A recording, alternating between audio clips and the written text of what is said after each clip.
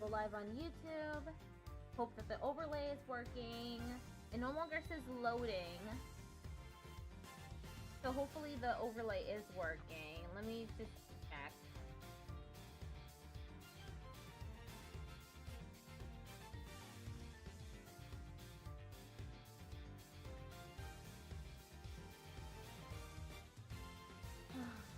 Oh, I see it.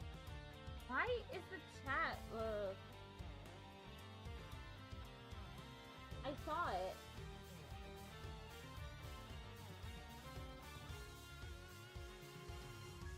Hold up.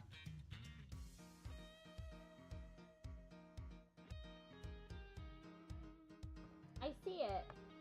I see the words. Let me see if I can't make it bigger.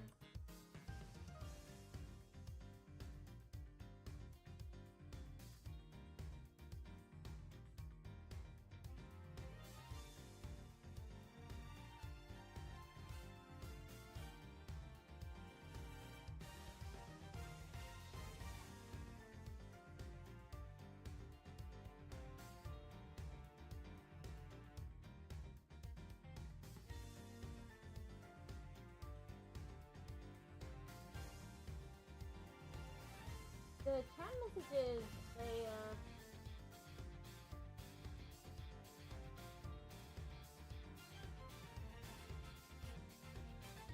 I'm increasing the, length of time for the messages to stay up there.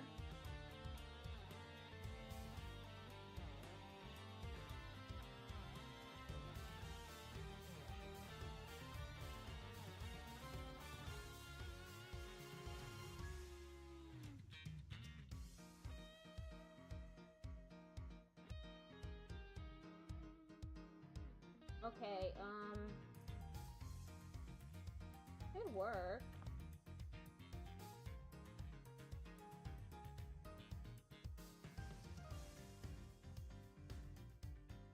Oh, there it is. The overlay is working. Y'all see it? Beautiful! We have YouTube chat working on the streaming overlay.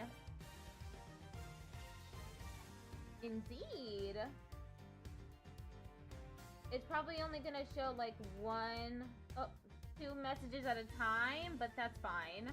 As long as it's visible. Okay. We are now gonna play the Ace Attorney Investigations collection. We are in the middle, I say middle, but we're at the beginning of Turnabout for the Ages. We are currently investigating the murder of the president of Zhangfa.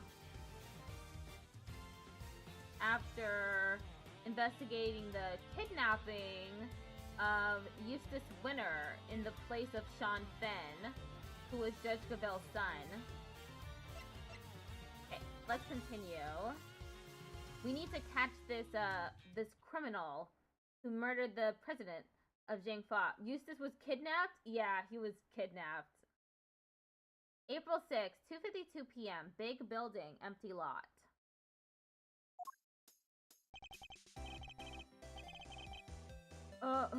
Could you maybe calm down a little? Calm down? No way, Jose. Not until y'all come clean. It's for your own good, god dang it. Wait, so we have been watching a fake Eustace get his whip the whole time? No, he got kidnapped during the last case. I mean, during this case, case 5. Our intrepid reporters refuse to give up, even in the face of repeated stonewalling from the crew. Look, you ladies need to stop harassing these people, or I'll have to ask you to... You cops sure got a lot of nerve. Y'all are the ones who let Torosaurus run wild. Hoping to hide the fact that they bred this menace themselves, the staff cling desperately to their story. Look, we're really not breeding anything. This is a movie set. Says the gal who told me she done seen Gordy with her own danged eyes. Sure, I saw something, but that doesn't mean we're keeping monsters here. Alright, break it up. Oh, Miss Edgeworth. And Sean! Y'all are on the trail of this here monster infestation too, huh? No, we're on the trail of a criminal. Long G says, the darkness of a criminal's heart can sometimes be compared to a monster. That is to say, a killer is no different from a monster, really. Agent Long, this is highly irregular, sir. We can't allow members of the public onto the crime scene. These people are important witnesses. I need them to be here. Well, Agent Long, here we are. Where do you intend to begin? Let's start by summing up the facts. President Wong's body was discovered here this morning. He hadn't been seen since the night before last. Yes, he slipped off without his bodyguards noticing, if I remember correctly. So he was missing for over a day. And the last person to see him alive was you, Judge Gabelle, on the roof of the big building. Interestingly enough, there's no blood, yeah. I wonder how he really died, because I doubt he was crushed to death. So he couldn't have had that thing fall on him, yeah. Why did the two of you arrange to meet? I'm sorry, but I can't say. Not even to defend yourself from an accusation of murder? Why can't you just tell us? Please, Judge Gabelle, we're trying to help you. Not so fast! Huh, she can't say because she'll only incriminate herself even more. I know you had something to do with the president's murder, and I'm going to prove it. Otherwise, you would have had a nice president-flavored drink. Yeah, yuck. Objection! You said yourself that the body was only found this morning. How do you explain the time that passed between Judge Gabelle's meeting with the president and then? Not so fast! That's exactly what I'm hoping we're about to find out. I'm particularly interested in what happened last night. So why don't you exactly how it all went down, Sean Fenn? Me? We know you were here on the set last night. You were, Sean? We have testimony from the woman over there and forensic evidence for the footprints that proves it. You came back to run your lines, right? What? You were spying on me? I'm sorry. I was just making sure you were okay. It was late. I was worried about you. How many times do I have to tell you? I don't need you to worry about me. Sean, that's no way to talk to an adult. He was trying to look out for you. Apologize this instant. Sorry. I've told you before, I won't have you speaking to people that way. Wow, this is a whole new Judge Gabelle. He has more milk in his bag. God damn it. He's a thirsty boy.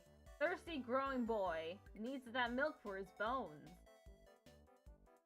It seems she's just as strict with her son as she is with those who break the law.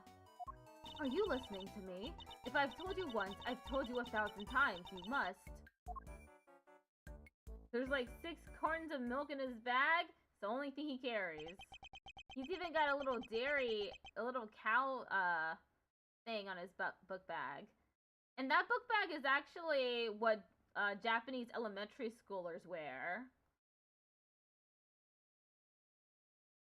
It must be, I mean, it must be the only way to keep all his milk cartons in one place, I guess. His sweater also has cow patterns. That's so true. And I want you to remember that, alright? Not so fast! Can we get on with the investigation now? Oh, of course. Forgive me. I don't think I've ever seen her so passionate about anything. I guess Judge Gabelle the mother will take a little getting used to. Are we to understand that you're accusing Sean of being involved somehow, Agent Long? I just want the truth. I need to know why the president was killed. And by who. And I don't care what it takes. I'm going to find out. I guess it makes sense for him to be so determined.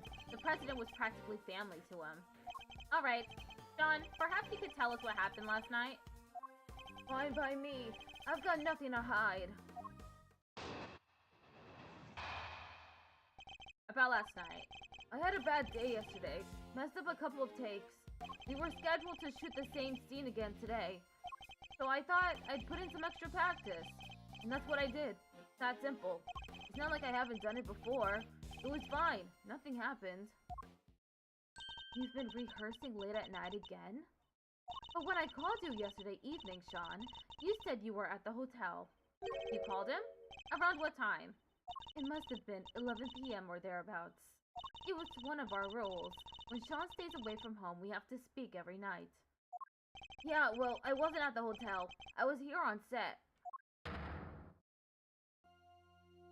So you lied to me? Sorry. Ooh, now she's mad. I think it's kind of amazing how hard he wants to work in his acting, though. Nonetheless, a parent can't help but worry. For a child alone late at night, anything could happen to him. And indeed it did. He got himself entangled in this case. But he said nothing happened, right? He did, although I can't help but wonder if he was telling the truth. Rebuttal. I had a bad day yesterday. Messed up a couple of takes. Hold it! A bad day? Could you elaborate a little? What, I have to spell it out for you? It was just bad, okay? Huh. What do you think? Did he drink too much milk, maybe? How did you... I mean, no! Nothing like that! Stop drinking the milk! Stop it! It's not gonna help you grow! So it might be more accurate to say that his stomach had a bad day. Huh. I thought milk was supposed to be good for your digestion. Shut up! We're done talking about that. The point is, I messed up those takes. We were scheduled to shoot the same scene again today. Hold it! So you wanted to rehearse your lines in preparation for the reshoots? Yeah, I caused enough trouble for everybody messing up things the first time around. I wasn't about to do that again. I'm a pro. He's gonna turn into a solid block of bones soon? Absolutely. One can only admire his dedication and his sense of responsibility to his coworkers. Sean takes his work so seriously. He's a real inspiration to everybody. Even the takes he said he messed up, it wasn't like there was actually a problem. He just wanted to make them as good as they could be. He always says that even a tiny bit better is... Shut up! Why do you always have to say stuff people don't need to hear? Oh, sorry, Sean. He could maybe work on his people skills a little more. Anyway, as I was saying, so I thought I'd put in some extra practice, and that's what I did. It's that simple. Hold it! Sean, about what you just said, how many times have I made you promise? If you're going to rehearse on your own, you have to tell me. I know. Well, that little outburst rather stole my thunder. Let me ask again about what you just said. I think it's pretty cool though, Sean. What? More interruptions? It's all the hours of practice that make you the best you can be. Little by little by little. I'm the same. I went from small-time thief to average thief. And before I knew it, greatness beckoned. But now that I finally made it, I'm not about to stop doing my best. And neither should you. May I continue? Now, Sean, do you often rehearse alone? Finally, I got my question out without being interrupted.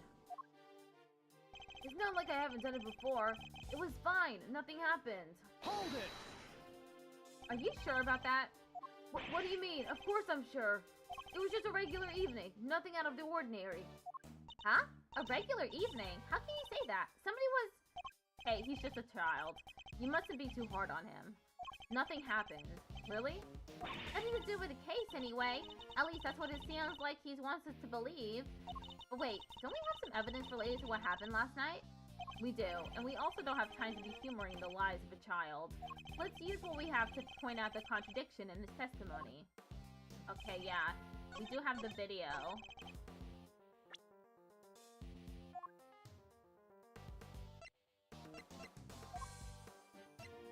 Right here. Objection! Nothing happened. I'm sorry, but you're lying. This proves it beyond a doubt. Wait, that's... How did you... That's right. Your rehearsal tape. What? You have video footage from last night? We do, and if you watch it, you'll see that it was no ordinary evening. There's a footprint there already. There is, and I'm not sure that's an everyday sight, even on a film set. Sean, why would you keep this from me? No reason. Not the best! Liar. That stuff might work on your mommy, kid, but it's not gonna work on me. Why did you hide the tape? Con, you have to tell us. Ew. Look, I just didn't want anybody to see me rehearsing, okay? I don't like it.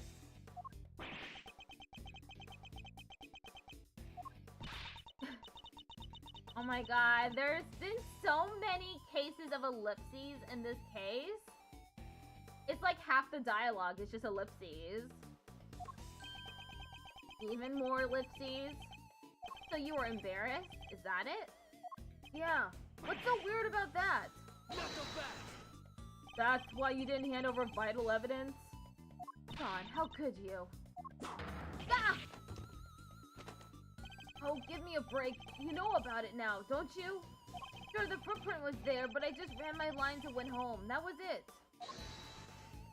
What, and nothing about the giant monster footprint struck you as weird? It's a giant monster footprint! On the set of a giant monster movie. Not like there isn't all kinds of other weird stuff around here. I don't buy it for a second.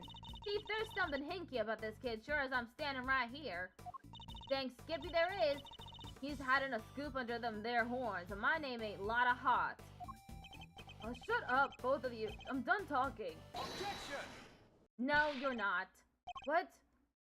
The footprint isn't the only strange thing about last night. What other unusual occurrence happened yesterday evening? The fucking president died? Is that it? Or is there something else?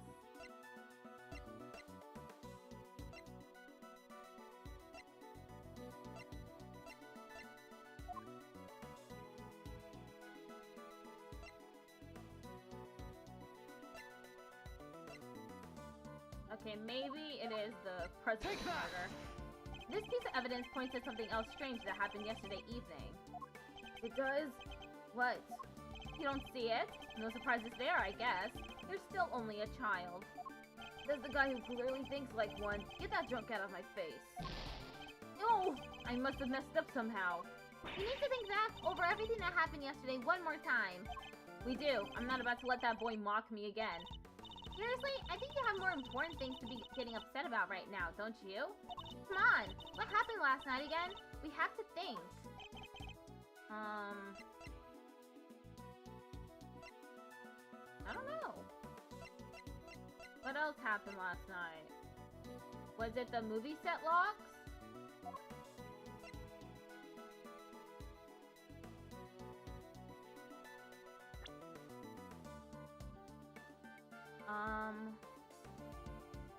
Okay, so it's not the footprint, because we already talked about the footprint.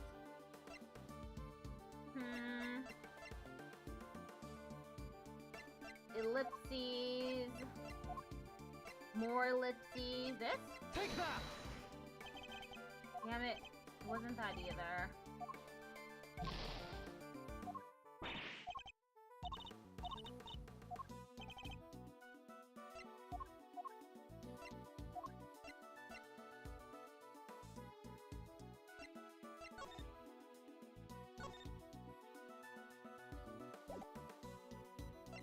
Take that!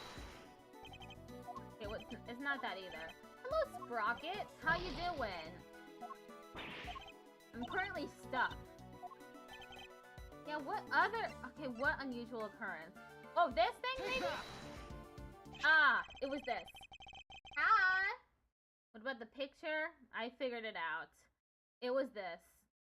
The model of Torosaurus' head fell from the roof of that trailer last night. Did you expect us to believe that you knew nothing about that? I don't know what you're talking about. Is that so? I told you, I ran my lines, I went home. That was it. What do I know about some stupid falling head? Or are you saying you can prove I know something? Sadly not. It's entirely possible that the head fell after Sean left.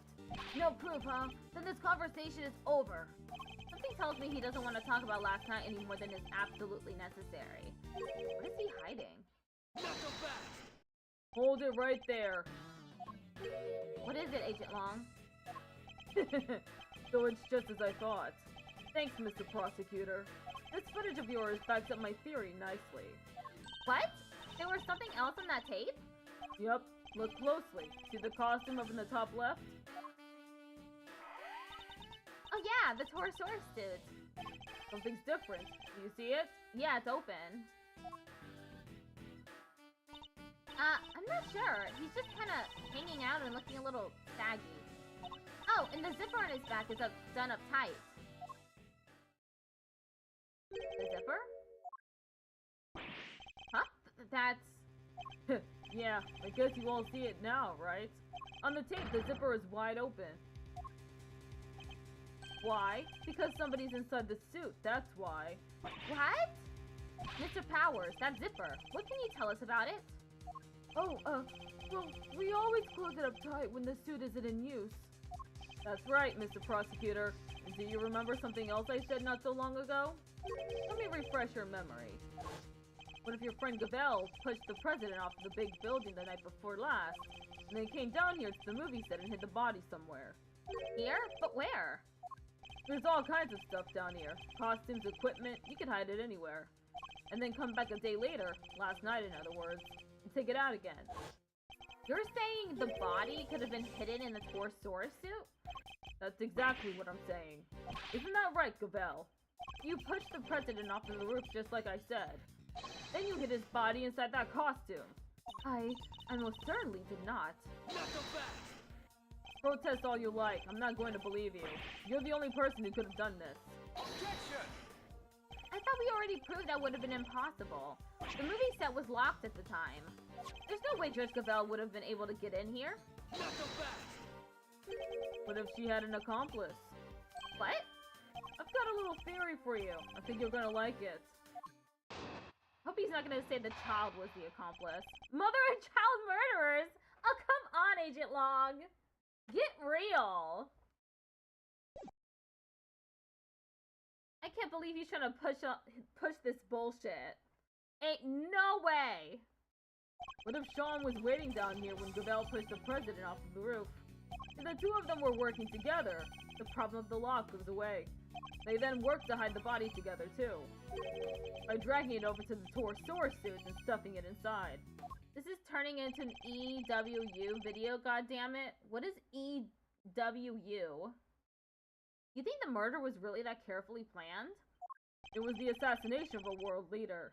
It could only have been carefully planned. Overruled! Explore with us True Crime YouTube channel? Ah, okay. To suggest that Sean could have been involved in this it's unthinkable. Not so fast! You're my prime suspect. What makes you think I'm going to listen to a word you say? What about motive? What reason would either of them have to kill President Wong? Who knows? But we'll find out soon enough. She was the last one to meet with him, and she won't tell us why. Pretty darn suspicious. Even you have to agree with that. Also, I'm fairly certain it's pronounced E-woo in one go. Ah, E-woo. That's cute. Judge Gavel, I don't suppose I can convince you to share any more details? My apologies, but that is the one thing I cannot do. However, rest assured, should that ever change, you will be the first to know. So please, you... Have to believe me? Yeah, murderers have a habit of saying that. What about you, kid? Any weak excuses to offer? If so, now's the time to get them off your chest. Ha! I've got nothing to say to you. I'm innocent. Both as tight-lipped as each other, huh? But let me guess, you're still going to try and stick up for them? It's true, Judge Gavel's actions certainly make her seem suspicious. But nothing she has told us amounts to a motive for murder, or even the suggestion of one. No, and like I said, I'm leaving motive aside for now. For the moment, I'm focusing on means and opportunity. And for my money, these two had to be working together for their little plot to succeed. Rebuttal, mother and child murderers, come on. What if Sean was waiting down here when Gavel pushed the president off of the roof? Hold it! You're seriously suggesting that a child could have been an accomplice in this murder? Clip that? You can clip it yourself with exclamation point clip. Look at him, he's still in elementary school. No way a kid that young would be involved in something like this. I think I mentioned that he's in junior high, right? Not so fast! Long G says, pity no wolf, be he cub or grizzled elder. It doesn't matter how young he is. If he's guilty, he's guilty, and he'll be treated as such. Wow! get you, Mr. Prosecutor. You're saying he deserves mercy just because of his age? Of course not. I'm saying that there's no way he did this, and I'm going to prove it to you. I'll look forward to it, but be warned, I'm only just getting warmed up. I'll place a little marker there then. So I can look at I can get there real quick in the VOD. If the two of them were working together, the problem of the lock goes away. Hold it! Goes away how exactly? I thought you might try this, but you and I both know exactly how. Let me make it nice and simple for you. First, she pushes the president off the roof. Pushes? Okay. Then the kid opens the combination lock because he knows the code. Yep. Kid opens code, knows lock. Gotcha. Okay, the other way around. And that's it. That's simple. No more lock to worry about. And no more objections about her not being able to get in because she didn't know the code. That would explain away the problem of the lock, it's true. Thank you for your clear and incisive explanation, Agent Long. Please, continue. I will, and hopefully this next part will shut you up for good. They then work to hide the body together, too. Hold it! But if the two of them were working together, why would they need to hide the body for a full day? Knock them back! Well, look at the situation right in front of you. Thanks to that little ruse, we're still puzzling over what they were up to even now. But if you'll let me speak, I can clear up this whole mess once and for all. Ready? Good. But like I was saying, they work together to hide the body. By dragging it over to the Dwarsaurus suit and stuffing it inside. Hold it! The video footage doesn't show the inside of the suit. You can't say for certain that there was a body in there at the time, can you? Maybe not, but we can take a look right now. Let's open it up and see what's inside. I'd put money on us finding proof that it was there. Do you mind if we examine the suit, Mr. Powers? Oh, not at all. Might be a little ripe, though. It's pretty sweaty in there. Huh, it's filthy. Yeah, that's weird. I always clean it out pretty good. If you don't, it can get kind of moldy. Knock them back! In other words, what we're looking at is proof that somebody other than you used the costume. That dirt in there must have come from the body. I guess the president was lying right in the middle of that footprint. He probably would have gotten pretty dirty. Exactly. Well, everybody happy? The inside of the suit is covered with dirt. It must be from when the body was hidden there. Hold it!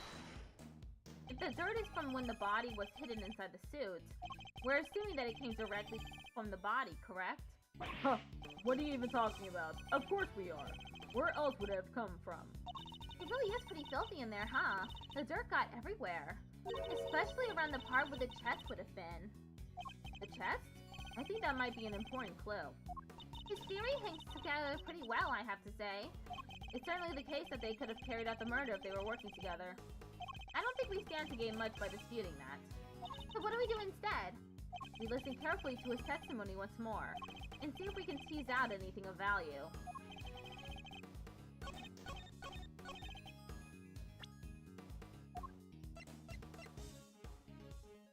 Objection! Okay, it's not that.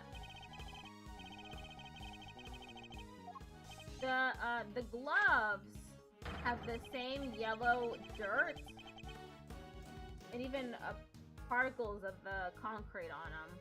So I thought that was the answer.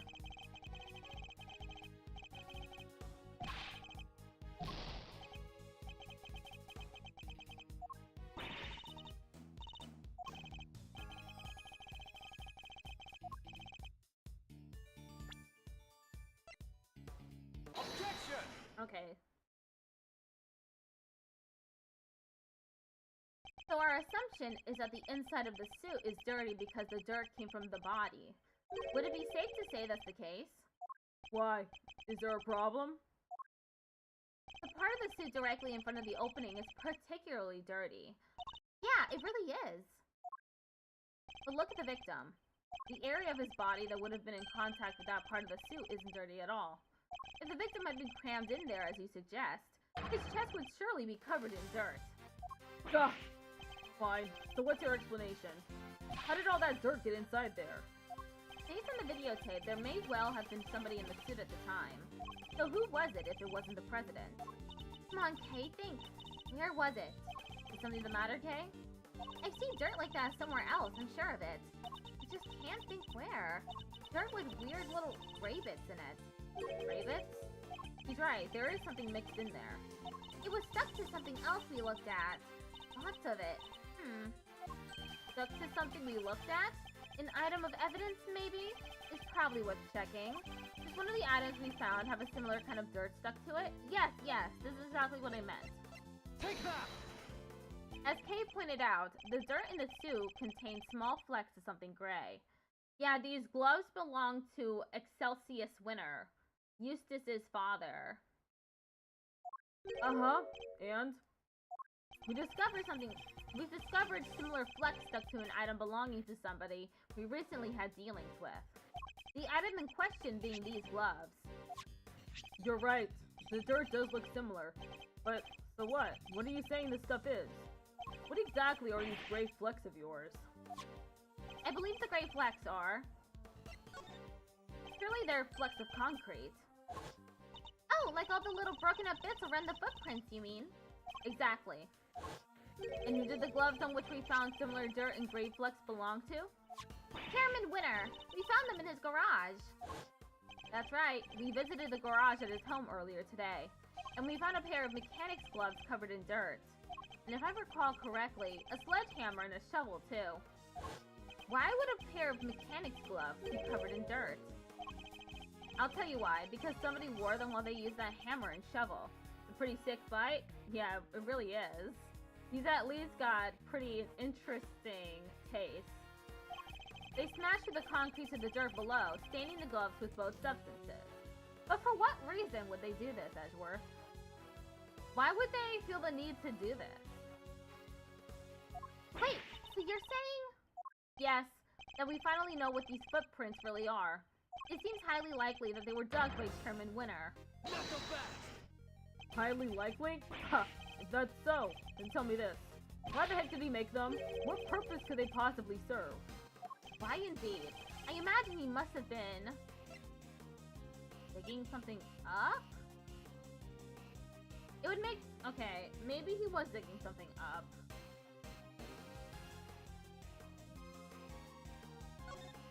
I think he must have been digging something up. I imagine events unfolded somewhat like this. There was something on this lot that he needed to unearth. In order to do so, he cut the chain on the side entrance and gained access from there. He then used the sledgehammer and shovel to dig the 3 footprints.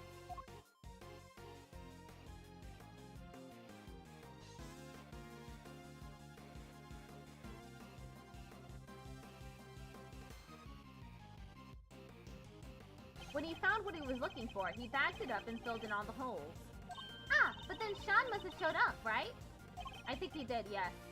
Chairman Winner would have had to find a hiding place, and the Torosaurus suit provided just that. Gah. You got all that from a pair of dirty gloves? Good, but it's all just speculation. We don't have any proof that he was inside that suit. He could have dug those holes and gotten out of there before the kid even showed up. Objection! But he didn't, and there's proof of that right there, in the footage. It shows that Chairman Winner was still present when this recording was made. What? It's a shame that Agent Lon didn't notice it himself.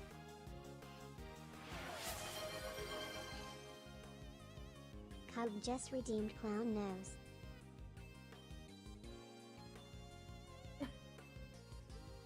Redeeming everything, huh? Cub just redeemed autism preacher. Yeehaw! Is next. Cub just redeemed yeehaw. And the next is the Pat My Head redeem.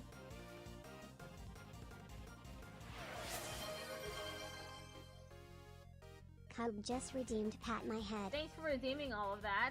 I certainly look fashionable now. But if we compare the situation as we see it now, to the situation as it appears on Sean's rehearsal tape, and compare that in turn to what we saw in Chairman Winter's garage, it soon becomes clear that the chairman was present. Look, see? Eustace got kidnapped, and he was taken to his own home because they mistook him for Sean. What the fuck? Yeah, I know. But he's become a stronger person because of it. What part of this image shows us that Chairman Winter was still here?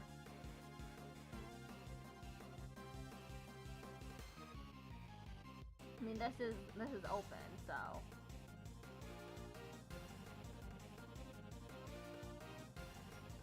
The suit is unzipped.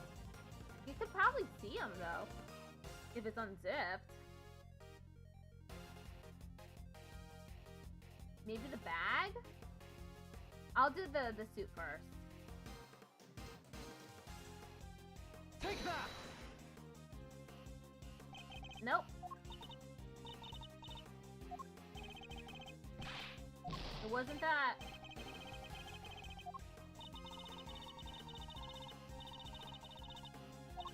The bag! Okay, so it was the bag.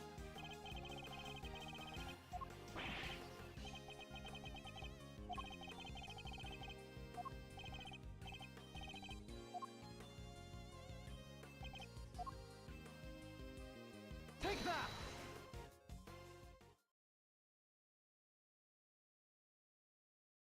Look at the bag next to the Torosaurus suit. We saw the same bag in Chairman Winter's garage. The same bag. The dirt on the gloves. That has to indicate a connection, surely. I think that pretty much seals it. It was Excelsius Winter in the suit. And if he was there, if he was in there, the president's body can't have been. Ayah! Good. It seems I've convinced Agent Long of the flaws in his theory. Somebody get to Chairman Winter's house right away. We need to know what's in that bag. Yes, sir. Y'all done lost your minds. I can't believe what I'm hearing here. What is this hog swill? This is all we need. Then right there's Torosaurus footprints, dang it. Ain't no holes dug by no old guy. I think I've demonstrated more than adequately that that's exactly what they are. Don't matter to me none what you just done did. I don't believe it, and that's it. I done told y'all. I seen that big bad bull with my own 2 eyes. The giant eye peering in at the window. I thought we'd gone past that nonsense. We ain't about to let that go. What kind of journalists would we be if we did, huh? Responsible ones? But I guess that's the whole problem. Wait, ain't like it was just about the footprints, no how. You were seen fraternizing with one of them there monsters, is that correct, young man? By the young lady over there, if I'm not very much mistaken. We're never going to get anywhere with these two around. Maybe if we could prove to them that wasn't a monster either, they might finally drop it. What the fuck does Lloyd have a Prime's bear trap strapped to her bag? I don't know. What are you thinking, Mr. Edgeworth? Any bright ideas? Prove that it wasn't a monster? Fine, I don't suppose there's much else for it. Let's see what we can do. I never noticed the bear trap. It looks like she's always going camping, I guess. She has the whole getup. What are you two whispering about? Y'all are hiding something, ain't ya? Admit it. Quick, Tabby, roll tape. Hold it! No, but why would it be primed? I don't know. It seems a little dangerous. Maybe she just likes living on the dangerous side. Can I politely ask that you both calm down? The monster the boy was seen talking to, we know what it was now. If she touches that thing with her elbow, her arm gonna go bye-bye. That's so true. Huh? That's right. Sean's rehearsal tape finally cleared up that particular mystery. It did? The point at which Miss Nichols thought she saw Sean with Gordy. That would have been right when he was making his rehearsal tape. I think she mistook a certain object for the legendary creature of the lake. Your so-called monster is right here in this picture. I want to watch stream, but I have like 5 gigabytes of data left. Aww. Well, I mean, the stream VOD will be on YouTube at least. So you could always watch that. Huh? I don't see no Gordy. That ain't nothing but a dumb snapshot. You're talking to a pro here. Can't fool me with no trick photography. What was Miss Nichols' Gordy really? It was this, the camera thing. Take that! Turn down the quality? You could, yeah. The captions will say the same quality too. That's right, it was a camera crane. That is what Miss Nichols saw, not Gordy. What? Sean's rehearsal tape was shot from a noticeably elevated viewpoint. A viewpoint that would only have been possible if the camera in question was attached to a crane. Goes all the way down to 160p. Yeah, it does. Oh, how the heck would she make a mistake like that, huh? Objection! How indeed, Miss Nichols. Yes? You told us that you think you might need new glasses, didn't you? Yeah, my eyesight got way worse all of a sudden. And I imagine that when you saw Gordy, when you thought you saw Gordy, he was quite heavily shrouded in darkness. I'm trying to build this Stopebot, but I'm struggling to wrap my head around object-oriented programming. I'm used to classic linear programming.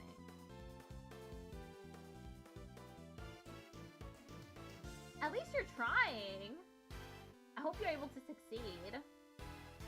I could, but if I run out of data, it's GG's, no internet? That's true.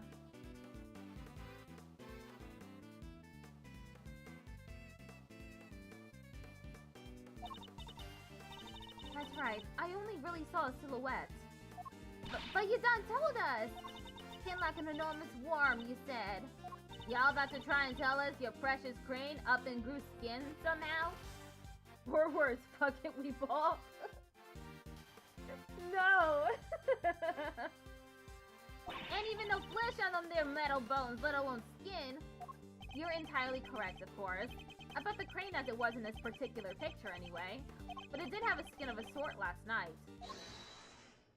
I knew you were a scoop hater, but this is plumb crazy. You want Tabby and me to starve, is that it? That wasn't my intent at all. But I do think it's time I finally put them both out of their misery. Gordy's skin is right here in front of us. It wasn't skin at all. It was this. This. Take that! Miss Nichols told us that it seemed likely to rain last night. That never happened in the end. But I think Sean may have covered the crane with rainproof sheeting nonetheless. And that, my intrepid young reporters, is what Miss Nichols mistook for Gordy's skin. I always forget some people have data caps. They don't make any sense because that's not how network routers work. It's just an artificial limit they add post hoc for no valid reason. Through our words.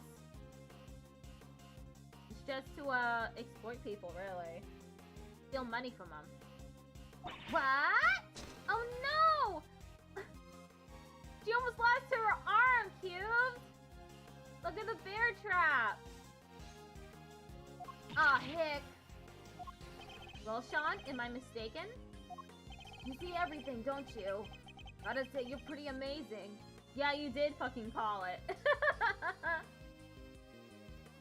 I could probably, clip that. Let me do that. Let me clip it. And I can, go back and clip the other part where you said that it was primed. Devil Child, get the holy water. Hi, Relics!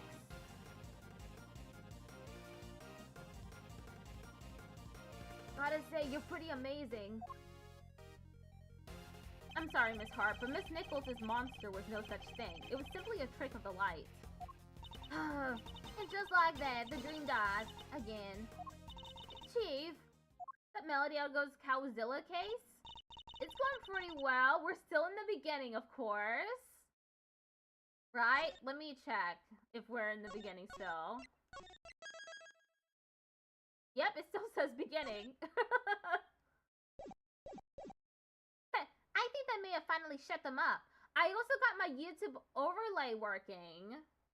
So if someone on YouTube talks, they'll see the messages on the stream overlay again.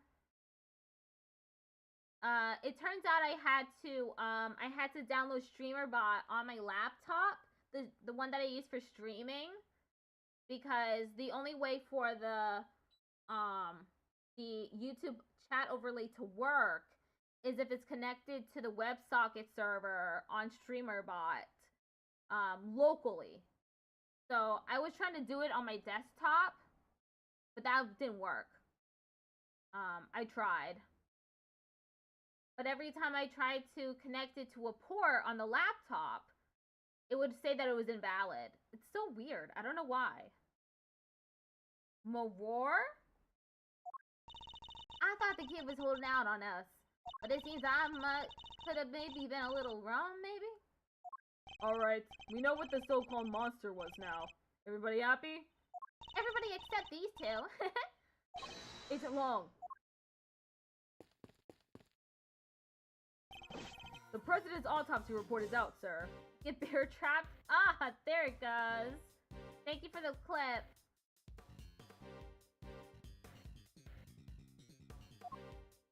It is? Let me see it. I wonder how he died. He obviously wasn't crushed. Death was due to full-body contusions and bone breakages caused by extreme pressure from above. Never mind. He did get crushed to death. What a nasty way to go. Do we have our cause of death? He was crushed. Just as we thought. It's a bear trap. Trust Lloyd, damn it. Test results still haven't come back from the yellow substance found in his chest.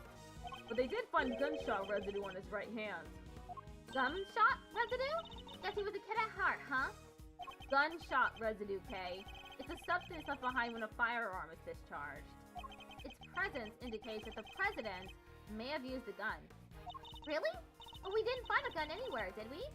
Indeed not, which makes the residue something of a riddle. We'll need to read that report carefully. Well, Agent Long, that clears one thing up at least. Let me look at the autopsy report now. Oh, it's not in our evidence yet. But then why was his body mostly intact? I guess they didn't want to show something that nasty. Well, Agent Long, that clears one thing up at least. The president didn't die from a fall, which means he wasn't pushed from the roof of the big building. He was crushed by the falling Torosaurus head, just as we said he was. Guess I have to accept that now. Fine, you were right.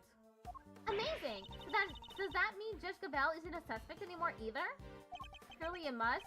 Both the cause and time of death rule are out. He met with the president the night before last, but the autopsy report puts the time of death at around 11 p.m. last night. And we note that the Torosaurus head fell around then, too. The facts all line up perfectly. But they couldn't have at least showed him slightly crumpled. They probably should have. To make it clearer. Phew! What a relief! But that doesn't mean that Sean didn't do it. He could have pushed it. That means that Sean is still a suspect, I think. Not so fast! Sorry, it might be a little too soon to celebrate. What? Sure, I think we can accept that the falling head must have been what killed the president. But that begs the question of what could have caused it to fall. Or who. We know it happened late last night, so we have to think about who was here at that time. But he's a kid. Then again, kids have their ways. He's 13 years old, but he looks like an elementary schooler. Just like me at that age. People still mistake me for a teenager, at least. Overruled. What are you getting at exactly? You can't mean... I'm afraid I do. You did it, didn't you? Sean. The kid's hiding something. He was right here last night. Right where the body was found. He saw the footprints. Fucking make Judge Gabelle male? Cub just redeemed change a character's voice/accent. Okay. Fuck it, make Judge Gabelle male. I'll do that. And yet he wants us to believe he knows nothing about what happened? That's a big ask, surely. Objection! We haven't yet established if the footprints had anything to do with the murder. So even if he did see them, that doesn't mean he was involved. Not so fast! Maybe not, but his face tells me different. As does the fact that he's shaking like a leaf. It does seem like Agent Long might be onto something, but I don't think Sean's going to talk. Fine, keep your mouth shut, kid. I have a better idea. Why don't we let your tape do the talking? What exactly are you planning, Agent Long? The police have some pretty sophisticated image analysis tools these days.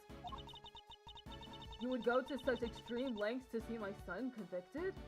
It's not ideal, but if the boy won't talk, we don't have any other way of getting to the truth. Detective Gumshoe, you have exact...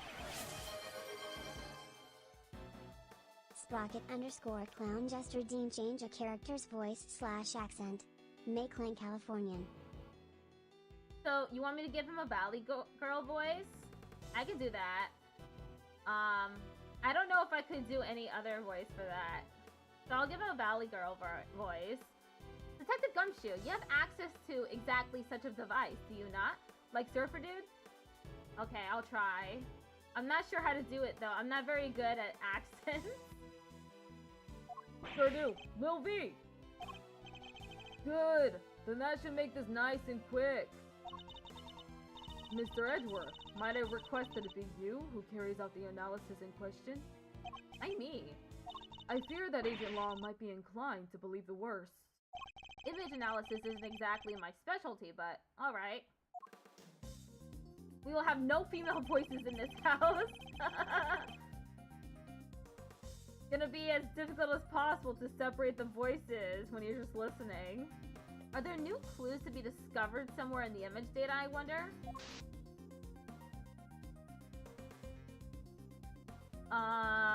New clues?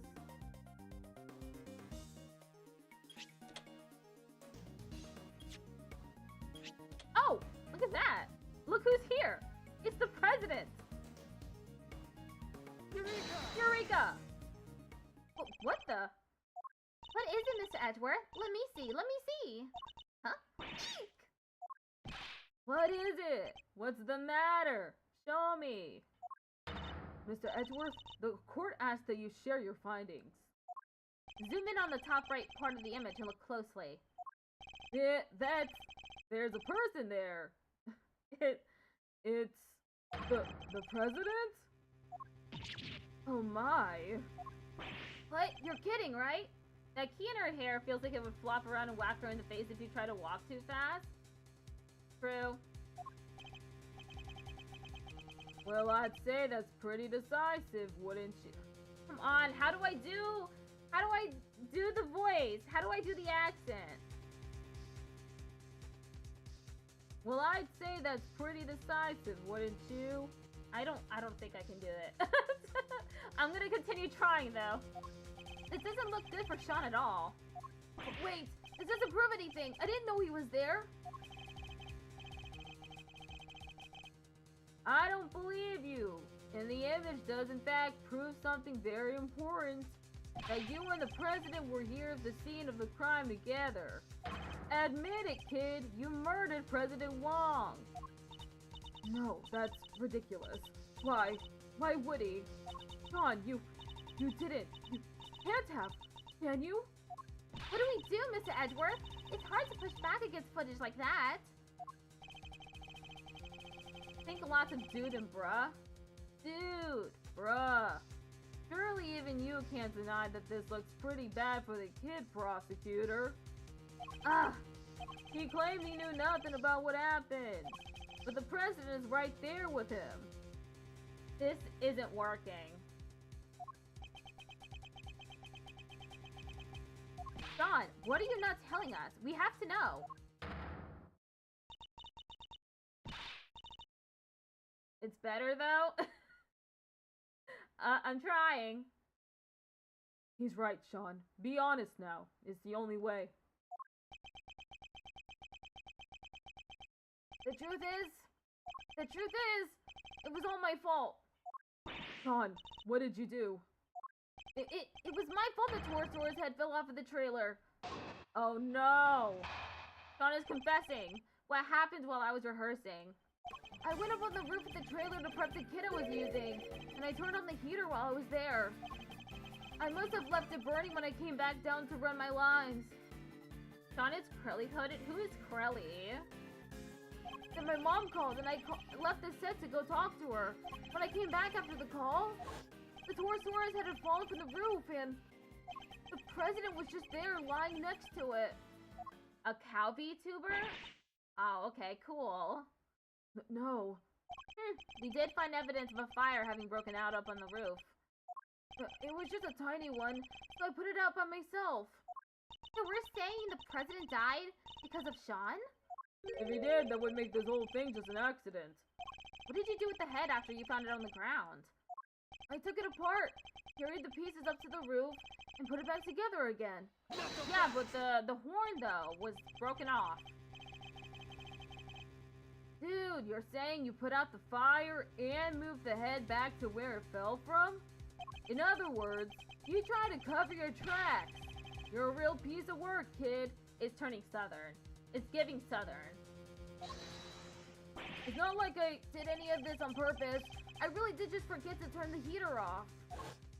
Yes, and when the fire had burned through the legs, the table would have collapsed, and the head would have fallen down onto the ground below.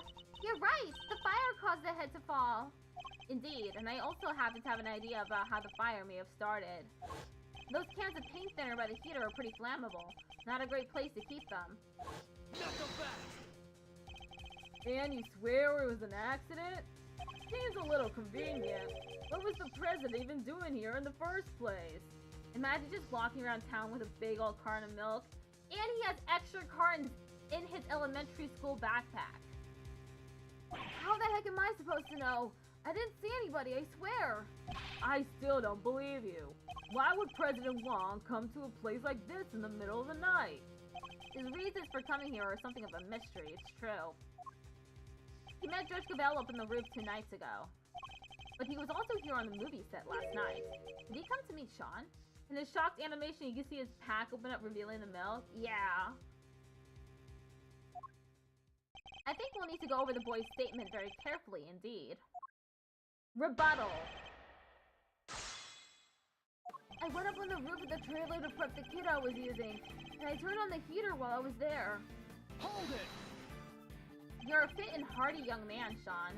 It's spring now. Surely you didn't really need to fire up that stove? Overruled! He is a fit and hardy young man who needs to look after himself. Objection! Really, Your Honor? But if he resorts to such measures even during warm weather... Seriously? You two are going to argue over something like that right now? Fit and hardy must be that milk for your bones. Yeah, he drank so much milk, he's trying to get big and tall. Nice and strong. Yeah, he's right, of course. You've made your point, Sean, but I've told you before to watch how you talk to people. I think he was criticizing you as much as he was me, Your Honor. Yes, Mom. Anyway, where was I? I must have left it burning when I came back down to run my lines. Hold it! You left it burning? You didn't think to check before you came back down to the lot? Does the voice reward last for the whole stream? If you redeem it again, I'll change the voice again. But it will last for the whole stream, yes. I meant to, but I was thinking about my lines in the scene and everything else. It's not my fault I forgot. Everybody forgets stuff. I sure do. So much stuff. I leave the air conditioner on in Mr. Edwards' office, and the lights. I forget that he told me never to jump off the ladder on his bookshelf or make prank calls. But the one thing I would never ever forget to do is to turn off an unattended heater. That's a lot of stuff, Kay. Please, Sean, go on. Geez, a lot, huh? Anyway, as I was saying, then my mom called and I left the set to go talk to her. Hold it! It was the middle of the night, and the set was deserted. Why did you need to leave in order to talk to your mother? I forgot I was supposed to talk to her. I got confused, I guess. I thought if I didn't leave, she'd find out I was out of the hotel at night on my own. That doesn't make sense. You know that, don't you? Fine. Look, the camera was rolling and the mics were all live, okay? I didn't want our conversation on that tape where everybody could hear it. He was embarrassed about being recorded speaking on the phone to his mother. So I ditched the rehearsal and ran off set as quick as I could. When I came back after the call... Hold it! You pretended to your mother that you were back at the hotel during the call, correct? How come you couldn't tell her you were coming back to the set to practice your lines? Because she'd have phoned the hotel and asked them to send a car to get me or something. Overruled. Of course I would. A child your age shouldn't be out on his own late at night. Anything could happen to you. Children really can't seem to see things from the parents' perspective, can they? It's true the other way around too, you know, Mr. Edgeworth. Alright, Sean, can you tell us what happened when you came back after speaking to your mother? Huh? Sure. So I came back and the Torosaurus head had fallen from the roof and... Hold it! Were there any signs that it was about to fall before you left? I don't remember. I was concentrating on my lines. But a fire had broken out on the roof because of the heater you forgot to turn off. Did you really hear nothing the entire time? No, I had my headphones on. Why? I was playing the soundtrack to the movie to help me concentrate, and I was playing it loud. So yeah, I definitely didn't hear anything. Except for the sound of your phone ringing when Judge Gabelle called you. You know that cell phones vibrate these days, right? Anyway, the president was just there lying next to it. Hold it! Did you notice anything unusual about the body? I don't know. It was dark. He suddenly seems even more reticent than usual. I don't think he wants to go back over that memory any more than he has to, Mr. Edgeworth. Ad break starts in 1 minute. I'm sure he doesn't, but is that really all it is? Can I push him a little more on this? It was dark, but you knew it was a body nonetheless. He's hiding something. I'd better find out what. Most people would cry out for help if they saw somebody lying on the ground, and yet you didn't. Yeah, because what was the point? He was dead. So you said, what I'm interested in is how you were able to be so sure. Why were you certain that he was dead? He was lying on the ground and that huge head was right next to him. It didn't take much to figure out what must have happened. Objection! You couldn't have guessed that the impact would have killed him. How did you really know? I'll tell you how, because you checked. Fine, I checked, okay? I was scared, but yeah, I went up to the body and I looked and he wasn't breathing. So I was right. Well, why try to hide that fact? There must be a reason. Could you tell me how the body looked at that point? I couldn't tell if he was dead at first. There was no blood or anything, so it was hard to be sure. Nothing on his clothes either. He was completely clean. But yeah, he wasn't breathing. But that's how I knew he was dead. Thank you. I'd like you to add that statement to your testimony if you don't mind. If his body was completely clean, then where did the yellow dust come from? You know? Okay, be right back.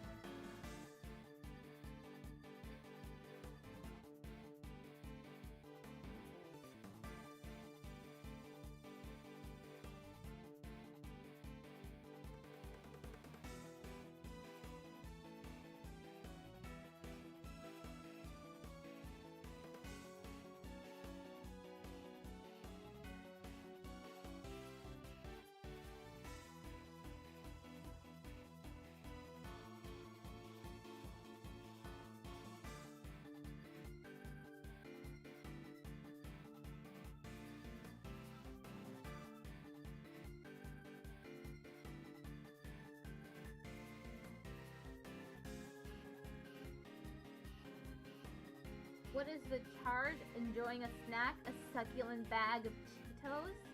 Orange Dust Man. I like Flamin' Hot Cheetos. And I like the extra spicy ones too. They're pretty good.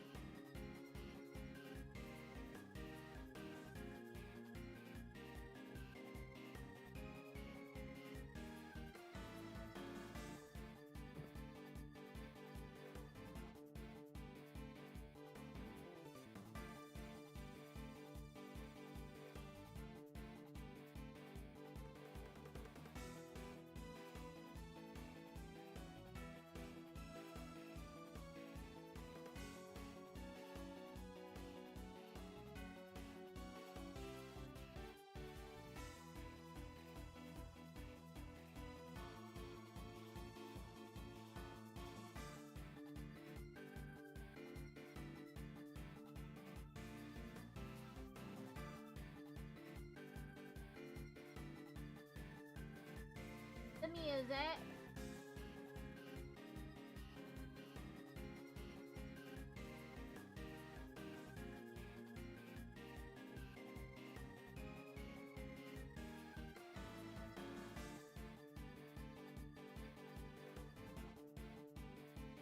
I'm dancing to the music. I didn't know he was dead at first. There was no blood and nothing on his clothes either. The music reminds me of Sonic the Hedgehog with that organ going crazy. Hold it! But there was no blood or any other markings that would have told you if he was alive or dead. Would you say that my characterization of your statement is correct? You know I would. When you saw the body too, you know I'm telling the truth. You also told us that the lot was dark at the time. And yet you were still able to confirm all this? What is your problem? There was nothing on his face and nothing on his clothes, okay? Thank you, Sean. I think that tells us everything we need to know. Yeah, I could also force you to play DKR. I don't know what that is. Why all the focus on how clean his clothes were? Mine are freshly washed, at least. Perhaps you could give us a few details about how exactly you confirmed that the president was dead? Well, I couldn't tell just from standing there. Diddy Kong racing? But then I saw he wasn't breathing. That's how I knew for sure. Hold it! How did you confirm that he was no longer breathing? They taught us how at school, you put your cheek next to the person's nose. If they're breathing, you can feel it. Never thought I'd actually have to do it in real life.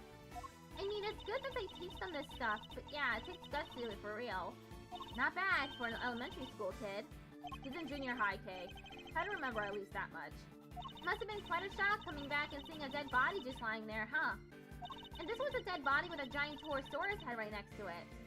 Yes, I'm sure it must have been very upsetting. But it does sound like it was an accident, right? Yes, at least it does the way Sean tells it. I'd like to know a little more about it, exactly how things looked around here at the time. That would require a capture card and an N64 in the cartridge, kind of a tall order. I could use an emulator, yeah. Are the emulators still available? Because I know that Citrus, the 3DS one, I don't think that one's available anymore because of Nintendo. The consistent 30 FPS wouldn't make the physics the same. True. I've never seen this many statements before. You could use retro arch.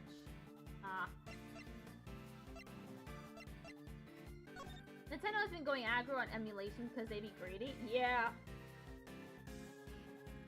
I wish they hadn't taken down the Switch emulators too.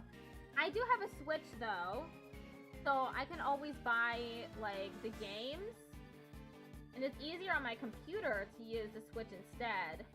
But it still sucks that they're not available anymore. Okay, it says here, flecks of yellow substance found stuck on clothing still undergoing analysis. Although ideally you'd want to get an N64S controller, the one that 8-Bit Do made was really good. I have an 8-Bit Do controller. This is the one I'm using right now. They are pretty good. I just have a big retro console collection and a capture card. That's cool. Okay, I'm gonna use this. Objection! Nothing on his clothes? Nothing at all? Yeah, nothing. Why? Is there a problem with that? There's something you're clearly hoping that we've forgotten. What are you talking about? There isn't! That's not true! The N64 specific one, it's the N64 layout in a modern form factor. No, I mean that they do make quality controllers is what I meant. So if I were to get one, I bet it would be good. Unluckily for you, we remember it rather well. I'm talking, of course, about the yellow speckles on the president's chest. Ugh, look at those cartons of milk. You've studiously avoided mentioning them throughout your testimony. An absence I find suspicious, to say the least. It's a bit jank getting it set up. The Retro Fighter Brawler 64 is the best N64 controller in my opinion. It's modernized. No more of that tried-it nonsense. I don't know why Nintendo thought we were all Vortigans with a third arm growing out of our torsos. What's a Vortigan? I'm learning a lot. Oh, that's I hope for your sake that you have a satisfactory explanation. Overruled. For review saying bad things about the stick. It's an alien from Half-Life. Oh, okay. Cubell! Non-Half-Life knowing person spotted. Yeah, it's me. One of my friends in middle school, he bought me Half-Life 2, and I played it once and never played it again. Allow me to explain. You? But the yellow residue on the president's chest. I imagine it was from a bouquet of flowers. Lion lilies, to be precise. Lion lilies? 2 nights ago, when I met the president on the roof of the big building. You love Half-Life? I've played it over and over again.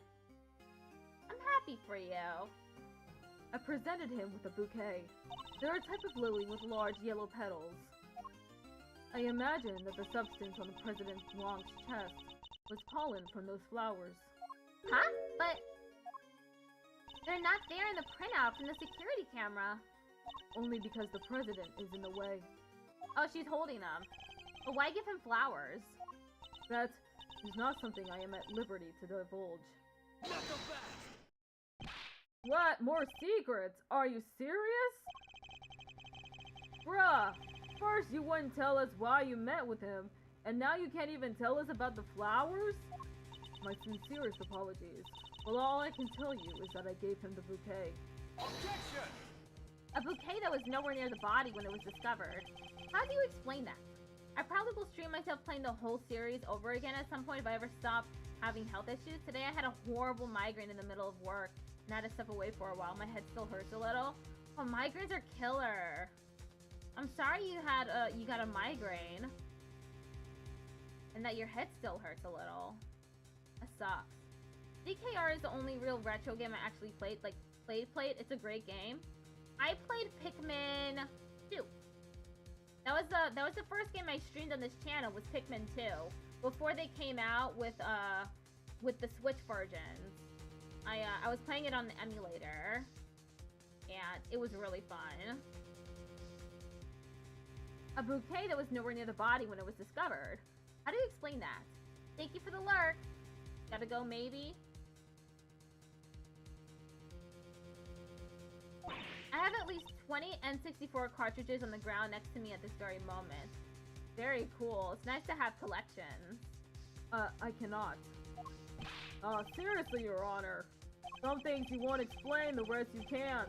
Come on, you gotta give us something here. You wouldn't let this fly in the courtroom. What makes you think we'll accept it? Hey, you leave her alone. Dawn. I threw the flowers away, okay?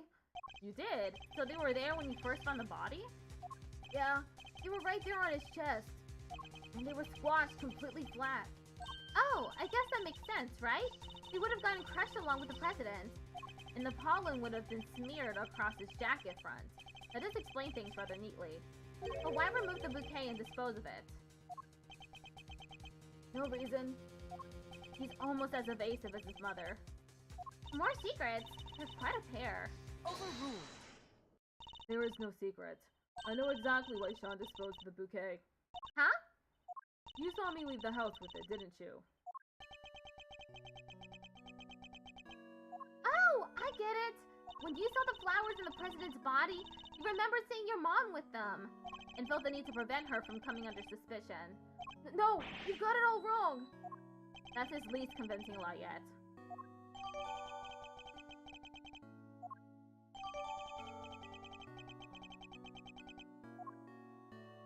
I often decorate our home with lion lilies. I don't have DKR though. It have more Star Wars games than anything else. Pretty cool though. I imagine that's why you remembered. Not so fast. So the flowers and his mother was carrying showed up on the president's body. And because of that, he got rid of the bouquet and kept quiet about having discovered the corpse. Well, that ties everything up nicely, doesn't it? A little too nicely for my taste. Right, what's wrong with nice? I guess you forgot, huh? The kid also told us that he was responsible for the head falling in the first place. Yeah, he did, but So we still are only suspects. Objection! The finger of suspicion still seems to be pointing firmly in Sean's direction. However, wait. I can think of a far more likely culprit than the boy. What? Who? The person who was holding Sean captive until only a short while ago. That's right, we had to rescue him from a warehouse refrigeration unit down by the harbor. He also has a cow-printed cell phone. That's so cute. A refrigeration unit at a depot? Yeah. Lucky it wasn't switched on. Poor kid might have frozen into a popsicle otherwise. Little bro really likes cows, I guess. I guess so. He's got a little bit of a cow hyperfixation. He was doing his best to call out for help, which is how we found him. The sedatives had worn off by then, so he was wide awake and plenty loud. Sedatives? Isn't that what you were given to? Yep, we found the bottle on the floor of the unit. It was even the same brand. Freezies. Apparently, it's super strong. You can't talk clown hyperfixation? I do hope you go to clown college. That'd be pretty cool. Well, Agent Long, surely that suggests that Sean is a victim, not a suspect. Somebody else was responsible, and I think they've been behind all of this. Not so fast! Oh yeah? And the secret mastermind of yours was here last night, too? That, I can't yet say. Ha! It's not like you to be so vague, Mr. Prosecutor. Sadly, we just don't have anything to tie our mysterious kidnapper to the murder of the president. I wanna, but I'd have to go all the way to California. Aww. Too bad it isn't remote. It's the same situation with stenography schools, court reporting and captioning schools. There are very few of them in the US. So, when I was in school for that short while, I had to do remote from Delaware to Ohio. Sadly, we just don't have anything to tie our mysterious kidnappers to the murder of the president. So is there anybody else? Somebody other than Sean who could have committed the murder. Ohio mentioned? Yeah. Of course. So I was right. The kid is still our only suspect. Objection! Not quite. I can think of another. What? Somebody who we just recently proved was right here on the movie set last night. Excelsius Winner. Chairman Winner? You think he killed President Wong? Chili Spaghetti intensifies? Why not? We've proven that he was present. If he was here, he's as viable a suspect as anybody else, wouldn't you say? Winner? Could he really have? It's certainly another possibility to consider. 12 years ago, he was... That number again. 12. That's like the one type of food Ohio is famous for. I've never heard of it. Chili spaghetti? That sounds interesting. Look, a lot happened, okay? This was all 12 years ago or more. My father and the president being friends, our family being the ones who kept him safe. Very good, actually. Cool. Lang, Like the Long from 12 years ago. yep, good to see that you're finally able to pay for your crimes. Even if it did take a while for you to get what was coming to you. Agent Long? What happened 12 years ago? You feel like a mountain of cheese on top of your spaghetti. As long as it's warm, I'm okay with cheese. I don't like cold cheese. Agent Long, what happened 12 years ago? It's nothing to do with you. I think it has everything to do with me. It's clearly connected to this case. Not so fast! It's shredded? Yum. And you can prove that, can you? Go ahead, show me some proof that what happened 12 years ago has anything to do with this. Proof? If you can't prove it, this conversation's over. Does any of the evidence we've collected show a link between recent events and those of 12 years ago?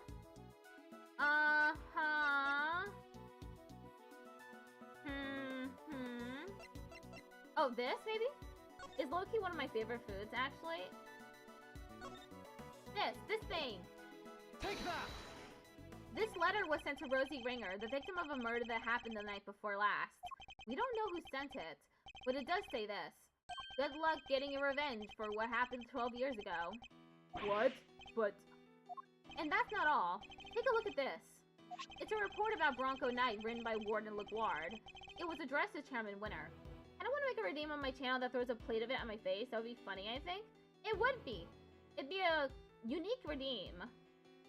You'd be able to do that with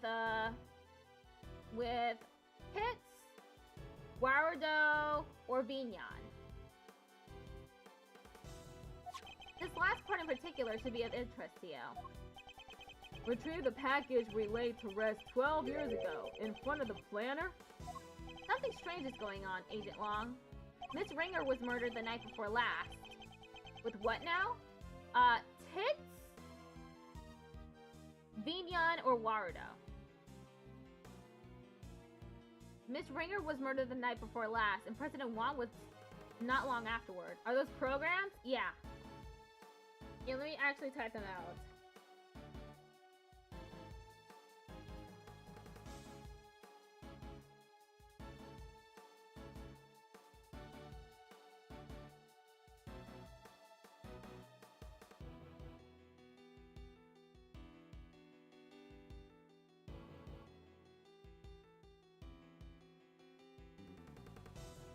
There's a connection between the two murders. There has to be. And I believe we can trace that connection to events 12 years in the past. Am I wrong? These old wounds are opening up here. Insults to my family name. Please, Agent Long. We need to know. Oh, I was gonna do it in Resonite? I've never heard of Resonite before. What is that?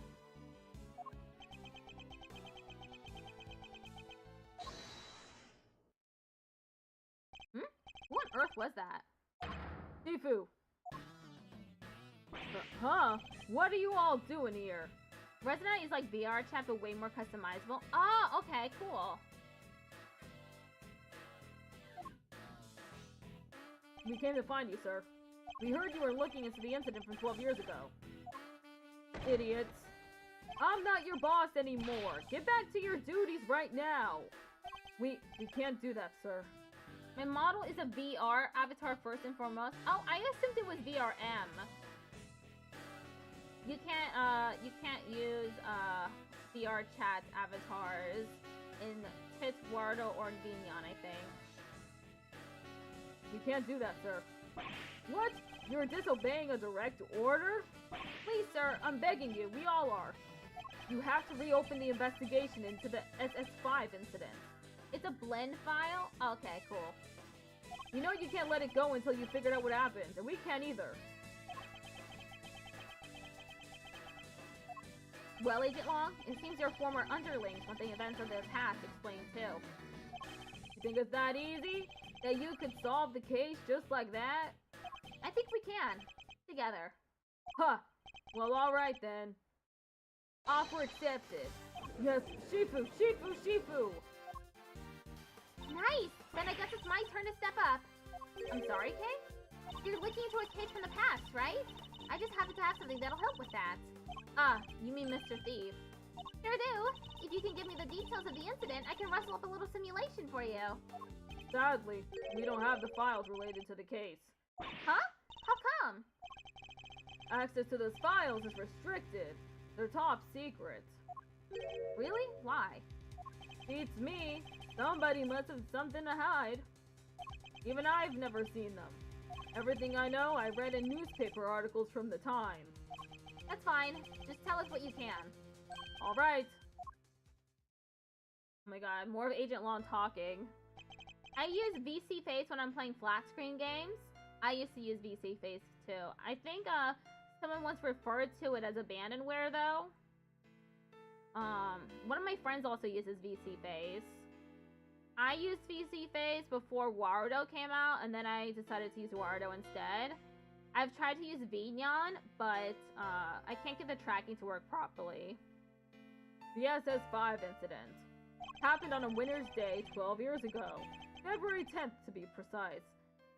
Weird that they just wrote out the word 10th instead of using the numbers. You're streaming from Linux? I think Vignon works on Linux. Your police received a call directly from the kidnapper. I've got the president of Zhangfa. So he was kidnapped? Yeah, SS5 is the official designation of the president's kidnapping case. The kidnapper wanted $100 million. 100 million? How much money even is that? More than you can imagine, it seems. The last person to see the president that night was my father. They were together at the embassy of Zhangfa until midnight on the 10th.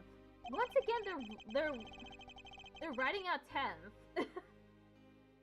Weird quirk. And nobody knows what happened with the president after that until he was kidnapped. Our government did everything they could to scrape together the money. They were desperate to save him. And in the end, they succeeded. The money was handed over and the president came home safely. So President Wong was head honcho, even back then? Wow, go Mr. President! The length of time he stayed in power isn't even close to the most impressive thing about him. Agent Long was clearly very fond of President Wong. I assume the kidnapping was thoroughly investigated? It was, but the investigation was top secret, as was the trial. The trial? So a suspect was arrested? Yeah, none other than our friend Fifi LaGuard. What? Is that why you visited the prison? It is. I was put on what you might call extended leave from Interpol. So I thought I'd use the time to look into what happened 12 years ago. And I wanted to see who I was dealing with. She was found not guilty then, wasn't she? Yeah. My father was in charge of the president's security at the time. But they held him responsible for the kidnapping and stripped him of his duties as presidential bodyguard. He stayed on the force though, and he worked the case alone. So eventually he found a suspect, LaGuard. If he thought she did it, there's no way she was innocent. But they declared her not guilty, and the case went cold. My father couldn't take it. He was broken, mentally and physically. Finally, he quit the force altogether. So he had solid grounds to suspect Warden LaGuard? He must have had evidence. He wouldn't have charged her otherwise. But I've never been able to see the materials from the case. I'm sorry, but that's all I know. What do I do, Mr. Edgeworth? This is useful information, but I don't think it's enough for Little Thief to recreate the scene. Ugh, is there really nothing we can do? You look like you could use a hand. Who's this now? Oh, it's Fender and Von Karma. Franziska! And Mr. Fender! We finally wrapped things up over at the courthouse, so we thought we'd see what you kids were up to. Here. What's this? It says SS5 Incident Investigation Report. When Fifi LaGuard mentioned an incident from 12 years ago, earlier, I couldn't help but wonder. So I decided to look into it, and this is what Interpol provided. Nice work, Franziska. Don't get the wrong idea, Miles Edgeworth. You're no longer a prosecutor. I didn't do this for you. I did it so that a colleague could solve his father's final case. I owe you, sis. But everything related to the SS5 incident was supposed to be top secret. Yes, but that classification was applied by the prosecutor in charge of the case, Excelsius Winner. He was the prosecutor in charge? Him again. And he was working to get LaGuard released. Acquitted, I mean. That's so weird. Don't worry. Due to the outcome of this morning's case, he's been stripped of his authority. An outcome that was in no small part thanks to the efforts of his own son. Eustace. So in defeating his father, he made the old case file available to us? It sounds like we owe him. Prosecutor Eustace Winner is busy wrapping things up after the conclusion of the LaGuard trial. But he asked me to give you a message. Leave Dad and LaGuard to me. You focus on your case over there. He's even starting to sound like a prosecutor. Indeed he is. Alright! Now that we have the case file, I can recreate the scene, no problem.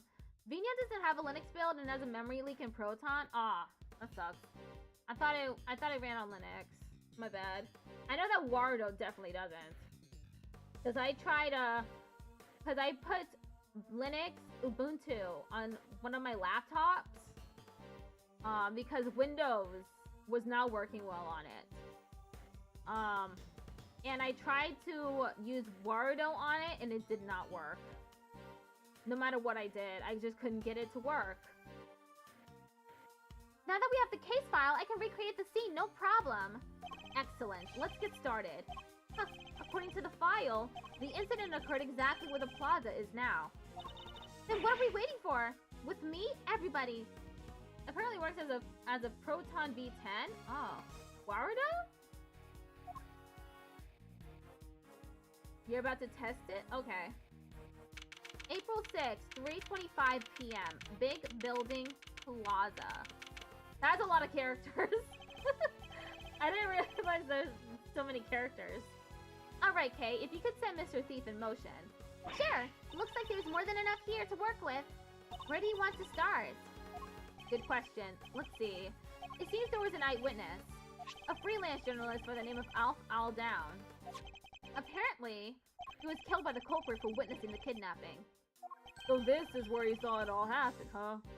Here? As in the big building? No, construction of the big building only began a year ago. Before that, it had been a piece of abandoned property. And before that... Now we're getting to the stuff I know. 12 years ago, this place would have been the Happy Family Home. Like for retired people? No, it was a place for children without parents. An orphanage, in other words. The president was kidnapped from an orphanage? Yeah, and the place was run by Fifi LaGuard. She called it her happy little home. As the proprietor of the institution, I suppose it's understandable that she came under suspicion. President Long, Excelsius Winter, and Warden LaGuard? Surely the SS5 incident must be related to our current case. Hey, could you enter the data relating to the murder of Mr. Aldown? It seems sensitive to assume that he was killed by whoever kidnapped the president. So if we solve the murder, we solve the kidnapping! Nice! Alright, we're counting on you. Look at how many characters there are on the screen.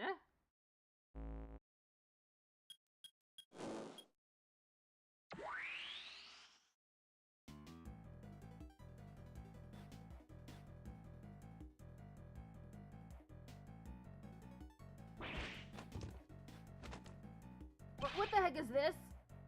When did I grow to become so blasé towards people's reactions to Mr. Thief? Wait, glad I could make it though? Hi, Univerism, how you doing? What we're seeing here is the front yard of the orphanage as it was 12 years ago. At least as far as the police reports describe it. Yeah, this is how it looked when they started investigating at 7 a.m. the morning after the murder. And it seems it had been snowing. Yeah, from what I heard, the footprints wound up being pretty important evidence. The snow fell in the daytime the previous day. In other words, before the incident occurred. Meaning that none of the relevant footprints would have been obscured by new snow. Hello, hello, my leg is doing better today, so yay. That's awesome! Happy for you. I had Sprocket and Cubes redeemed me changing two of the voices. So I'm trying to do a Californian accent, a surfer dude accent for Agent Long, and I'm not succeeding in it. And I had to make Judge Gavel's voice more masculine. I think we'll need to pay these footprints some special attention. Begin investigation. Orphanage. These footprints stop by the body. I guess that means they belong to Mr. Aldown, right? His feet were pretty big. What's that? About a size 12? According to the file, they were the same size as his shoes. It's a match.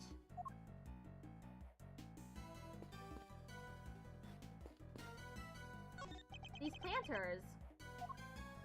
According to the case file, the yard stretched around 3 sides of the orphanage. And there were 3 planters on each side. Yes, planters arranged in a very particular pattern. One we've seen somewhere before. Hey, there aren't many flowers, but I guess it was the middle of winter. Yes, but look at that one. It's bright yellow. Weird. How come there's only one? Wait, it looks like somebody dropped it. That's a lion lily, if I'm not very much mistaken. A rare member of the family Liliaceae. A lion lily, you say? Wait, didn't Judge Cuphead give President Wong some lion lilies? What is this same flower doing here? This can't be a coincidence, can it? I believe this particular cultivar is from Asia, where it's said to symbolize the bond between parent and child. I wasn't aware you were so knowledgeable when it came to flowers, Francisca. Ha! What I just told you is common knowledge. Perhaps you just need to read a little more.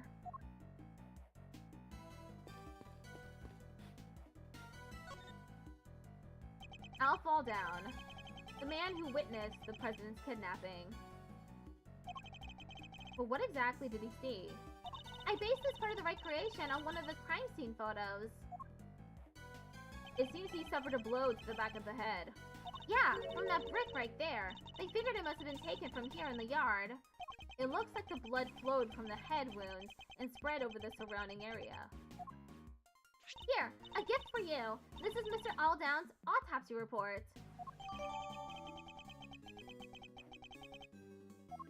I must scour the scene and inspect anything that catches my attention. Somebody's dropped a yellow flower here. It's a lion lily, right? According to Francisca, yes. They're originally from Asia, if I recall correctly. Yep, and she said it symbolizes the bond between being painted or tiled, right? It was the bond between parent and child, okay? This cell phone must have belonged to the victim. You're right! Yeah. It says here in the file that Mr. Aldown made a call while he was watching the kidnapping. A call? To whom? His girlfriend. Seems he called her when he thought that the president was there. But she didn't pick up, so he left a message. That's in here too, if you want to hear it. Please. Hey Rosie, it's me. I guess you're asleep already. Anyway, I'm here at the orphanage. Something weird is going on. President Wong is here for some reason. And there's another... Damn it, the light's out, so I can't quite see, but... It looks like he was being kidnapped? Anyway, probably nothing, but I thought I should let you know.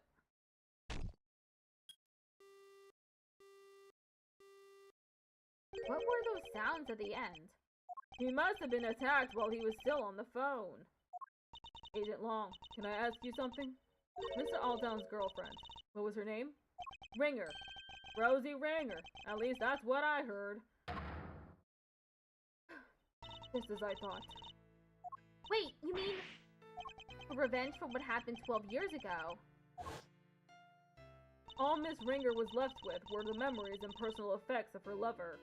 And so, seeking revenge on Chairman Winner, she made her appearance at the auction. So she really was out for revenge on Chairman Winner, wasn't she? Perhaps it was for his suppression of the kidnapping. Or perhaps it was because she thought he was one of the kidnappers.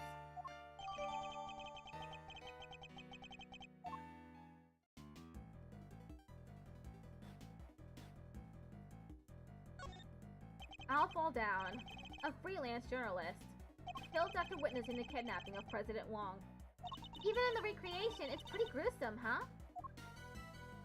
It's even worse in the actual crime scene photos. That's a lot of blood. It seems mostly to have come from the back of his head. As you can see, that area is completely caked. Yeah, the autopsy report says that's where he was hit with the brick. Indeed. I imagine his attacker must have snuck up on him from behind. It looks as if he's clutching something in his right hand. Oh yeah, they mentioned that in the file somewhere. Let's see. According to this, it was a button. A button? Torn from the attacker's clothing, perhaps?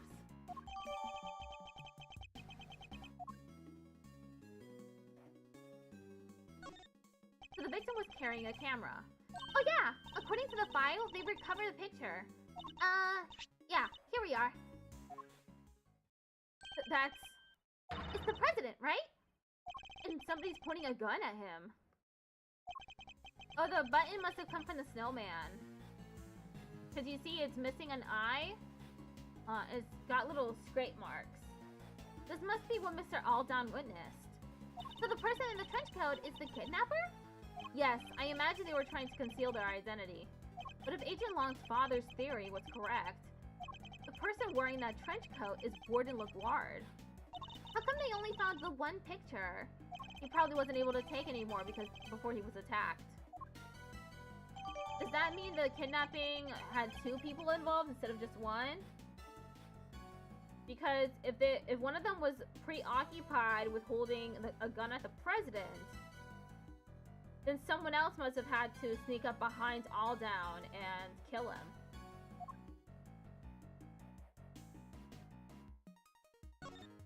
This was the brick used in the murder. There's stuff made of bricks all around the yard here. They probably took it from somewhere nearby, huh? Ugh. Fresh blood, and plenty of it. According to the autopsy report, he died from loss of blood due to the blow to the back of his head. Yes, and that blood spread out over the entire area. I doubt anybody could have bled that much and survived. Anyway, this certainly seems to confirm what the autopsy report suggests. Is that all?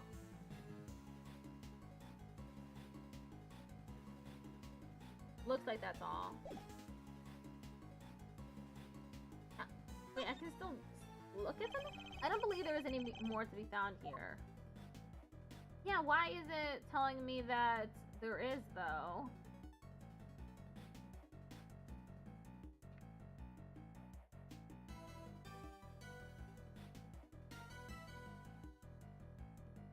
I'm not seeing anything more.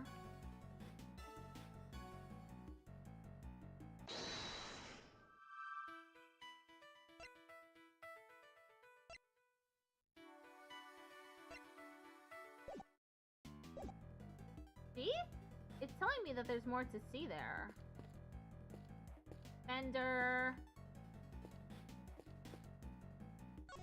These footprints go toward the body and come back. According to the case file, they're thought to be the killers. They're about a size 9. Pretty average, in other words. It seems the police weren't able to track down who the murderer was from them, though. This looks like a snowman, but it's mostly melted. Well, it's no wonder he's all slushy. He's wearing a hat and a scarf. He must have been all roasty toasty. Aw, look at his cute little bun eye just lying there. He probably would have frozen back up again at dawn, you know. That's when it's usually coldest. I don't think that would have helped up much, Mr. Edgeworth. If a melted snowman froze again, it wouldn't turn back into a snowman. It would turn into an Iceman. Ugh, what? It's what I bet you wanted me to say, isn't it? Well, too bad.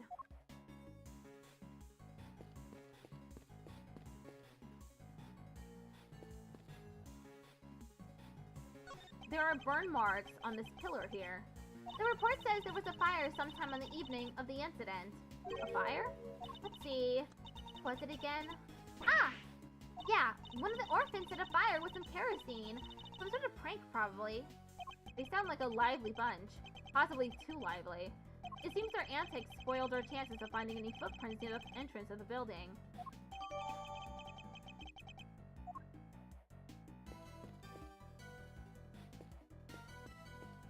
Hey, this arch! We've seen it somewhere before, right? Indeed we have. It's the same one that stands over the entrance of the big building today. But this is supposed to be how things looked 12 years ago. Was it there the whole time? We're back here? Huh? Yeah. We are at an orphanage trying to solve, well, a simulation of an orphanage trying to solve a murder that took place 12 years ago when the president of Zhangfa was kidnapped. It seems the architects worked the old archway into the structure of the new building. The future is simply the past reheated. I think I heard that somewhere. And for once, it seems you might have remembered it correctly. But 12 years ago is a long time to reheat something for. If it was your lunch, it'd be ruined. An igloo shaped like a bear, the perfect balance of cuteness and scariness. I guess you could call it a bigloo. It is quite large. Could probably fit as many as 3 people inside it. Yeah, and they could live in there for 3 whole years. 3 years? And what about the summer? Wouldn't the big igloo melt? Again! Say it again, Miss Edgeworth, please! One more time! Wouldn't the igloo melt?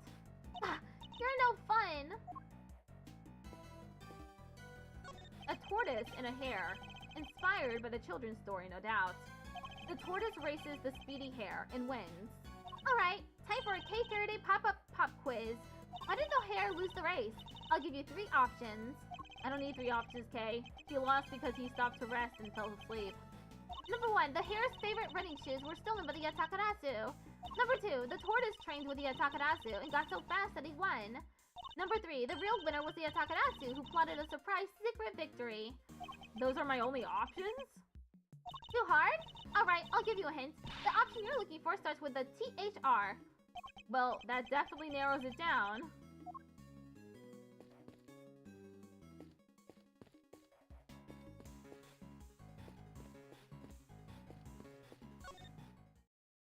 Can I help you, Mr. Edgeworth? I cannot thank you well enough for returning Sean safely to me. I can hardly bear to imagine how I would have felt if he had not come home. Hey, old guy, can't you see you're upsetting her? That was not my intent at all. Look at our little knight in shining armor defending his mom's honor. Shut up! I wouldn't have to if you didn't keep... That's enough, Sean. Mr. Edgeworth, if you'll allow me, I would like to apologize again. I failed in my duty as a servant of justice. I will not ask you to forgive me. I only ask you to understand that Judge Cavell, I don't presume to know the goddess of justice as well as you do. But she was a mother, was she not? Of other gods and goddesses? She was. Fair judgment requires personal circumstances to be taken into account. I'm sure she would understand. Perhaps your beloved goddess is more merciful than you give her credit for. Thank you, Mr. Edgeworth. What are they even talking about? Don't worry, Sean. I don't have a clue either. So things are finally settling down after Warden LaGuarde's trial? It would seem so. Sentencing is still to come, but the guilty verdict should stand. And do not worry, Excelsius Winter's connection to the case will be thoroughly investigated. Have faith, Mr. Edgeworth. Eustace is a changed man. Indeed, he simply had some growing to do. But then don't we all? Kay included. Huh, I don't feel for him now. I said some pretty mean things, but I'll make it up to him next time I get the chance. And I am sure that chance will come. But for now... Indeed, we need to focus on the case at hand.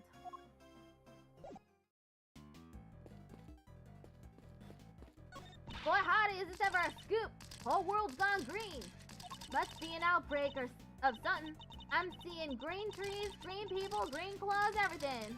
They must be real sick if even their clothes are green. Looks like we wound up slap bang in the middle of the right dang place at the right dang time.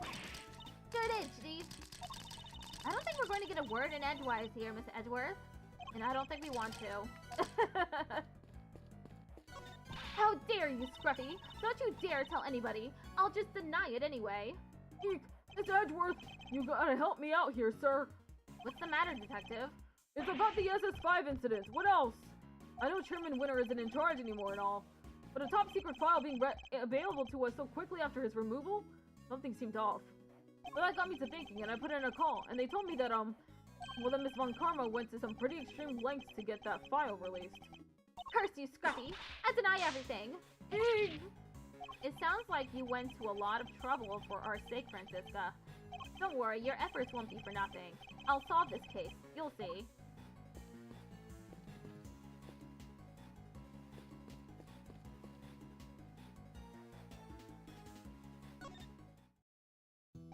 Where are we? Orphanage. It's where the big building stands. 3 planners covered with snow. Is anything the matter, Agent Long? Yeah, something's not right. I wasn't able to look at the case file until now. Indeed, you have Chairman Winter to thank for that, it seems. Yeah, but what's weird is, I've seen this scene somewhere before. What? But where? I keep thinking I've got it, but then it's gone. He appears to be lost in his efforts to remember. Perhaps I should leave him alone for now. President Wong changed after the SS5 incident. I guess he felt his trust had been betrayed. I can understand that. But to cut ties with my family completely, after how close we'd been for all those years, my father was desperate to make amends. To get just one chance to say sorry. But no matter how many times he tried to get an audience with the president, he couldn't. He couldn't even convince them to take a letter to him. One time he came home covered in bruises. Who knows from where? A bodyguard, maybe? Sigh. Sorry, there's no point making you sit through old stories that won't change anything anyway. I'll be the judge of that. As warm and fuzzy as ever, I see. Not that I expected any different. That case ruined my father, and my family too. The people who failed to keep the president safe, that's all we were after that. He threw himself heart and soul into that investigation. He became obsessed, in other words. Hardly the best state of mind in which to undertake an inquiry. Wow, you really don't pull your punches, huh? Look, just don't go thinking I'm only doing this because of my dad, okay? That investigation was solid. His work was meticulous, and it was accurate. It always was. He interviewed every single one of those kids, and he made sure they told him everything. I wonder if he learned anything of value.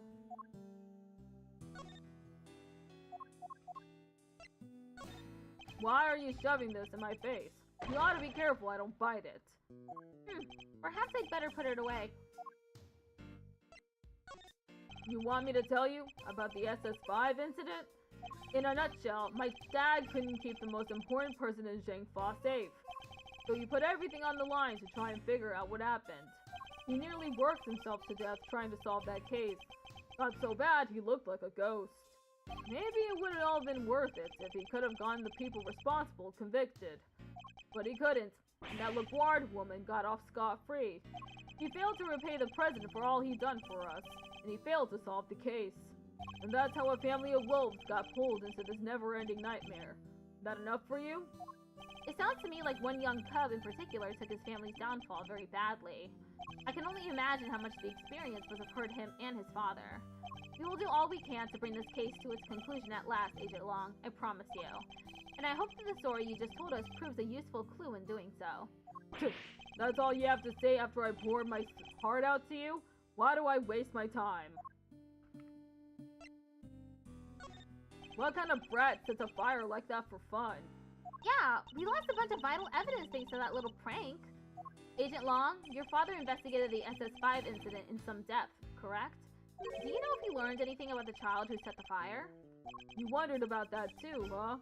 So did I, sadly. He never shared his thoughts on the matter with anybody? Yeah, which means the truth is lost to time. Guess we'll never track it down now. He may not show it, but I get the sense that talking about this is very hard for him indeed. Aren't you forgetting something?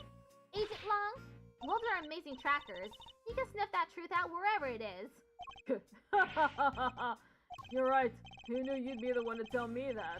Maybe you're not so bad after all. He's my assistant for a reason, Agent Long. I'm Mr. Edgeworth's assistant for a reason, Agent Long.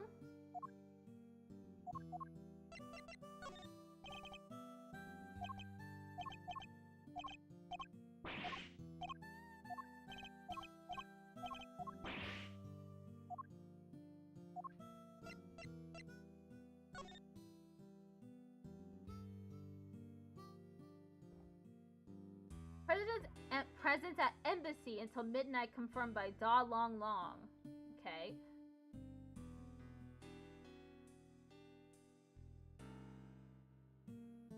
Oh, an ad break is gonna start in like 6 minutes.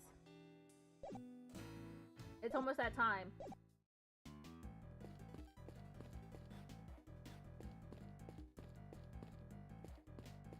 Oh, Fender.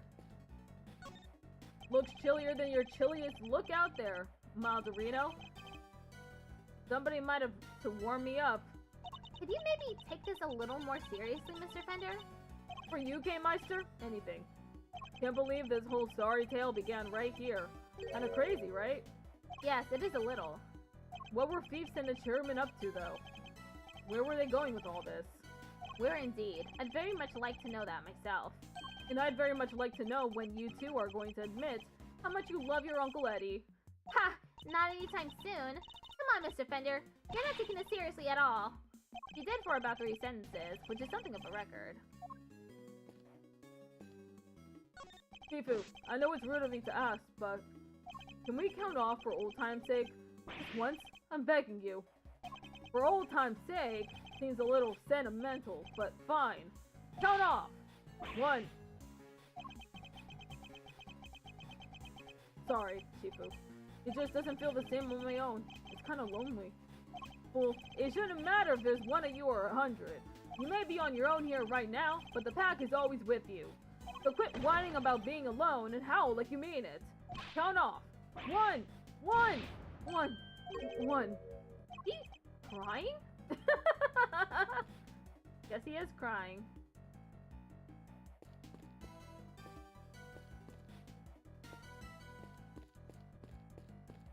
It's a porch swing with an elephant's face on it, and behind it is what appears to be a motor. You know what every dedicated swing fiend always wonders, don't you? If they can swing all the way over the top and back again. Maybe a motorized swing could finally make that dream true. Wouldn't that be a little dangerous? And what dream isn't, huh? Nothing ventured, nothing gained. True, but hardly applicable in this case.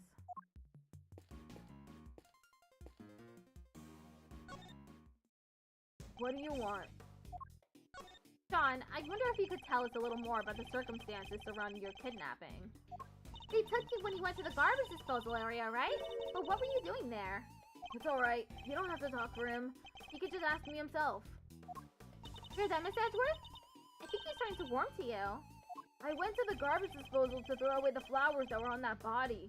It wasn't far, and I figured they'd be less likely to find them there than if I threw them in a garbage can. I tried to get in there last night, too, but it was locked. So you had to come back today and try again. Yeah, but when I was there, somebody came up behind me and put something over my face. Oh yeah! Snoozing is easy threezy with 3 Z's. The fact that she was drugged with it too doesn't seem to bother her. I guess it is a catchy name. Whoever it was pretty strong, but I never saw their face. I see. Thank you. It's very helpful. What can you tell us about the time between when you were kidnapped and when you were found? Not a whole lot, I'll bet. Snoozing is easy threezy with 3 Z's. I remember waking up feeling cold. I was somewhere big and empty and dark. There were cardboard boxes with some other language written on them. I figured it must be a storeroom. But it was actually a giant refrigerator. Businesses use them to keep stuff chilled. And that's where Kay and Detective Gumshoe found him. They really saved the day there. Guess the cooler must have been on until just before I was brought there. Like I said, it was pretty cold. Anyway, they didn't take my phone for some reason, so I used that to call for help. I see. Well, we're all very glad that you found your way back to us safely. Say it like you mean it, why don't you? He's not the most gracious child I've met. Reminds me of a certain somebody else.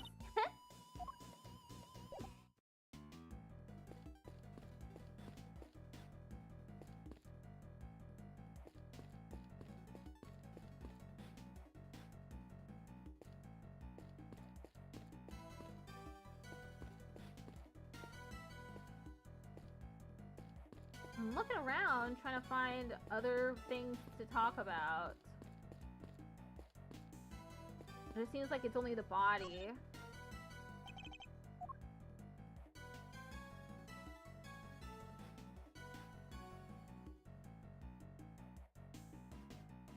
Oh, there, the shoes.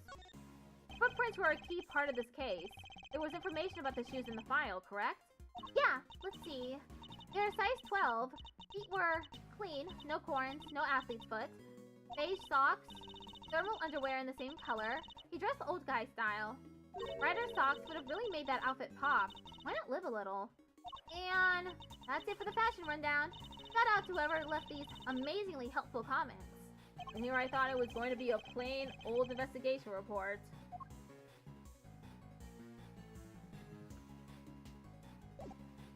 Okay, now it's complete. Oh, maybe I talked to Kay. What is it, Miss Edgeworth? I can't believe there used to be an orphanage right here on this spot. And that Warden LeGuard was in charge. And that the SS5 incident took place there 12 years ago. Yeah, they kidnapped the president of Jingfa. That's crazy.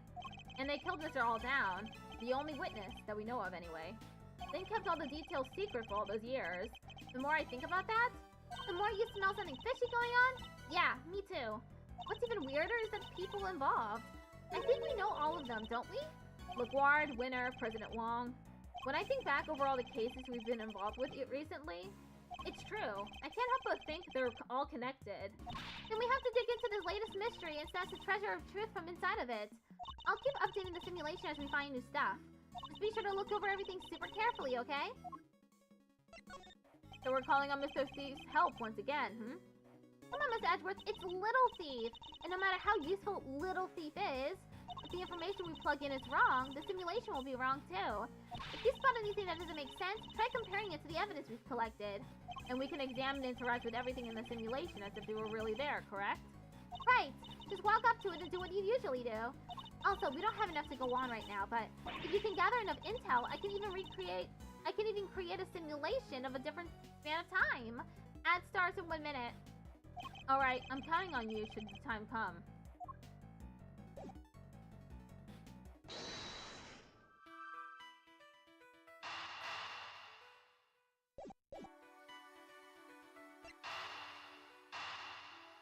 Okay, I'm connecting these together.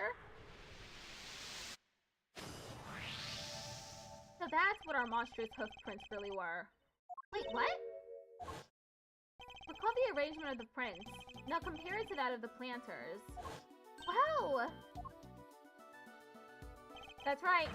I believe the footprints are located exactly where our planters once stood.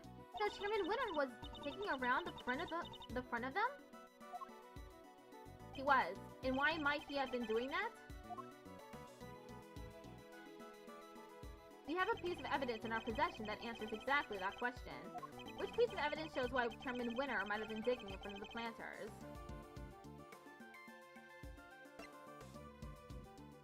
I don't know.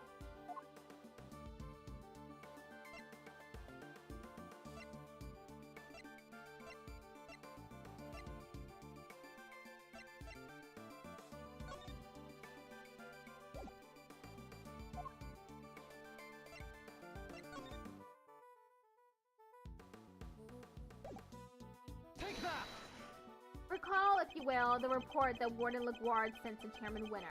Okay, be right back.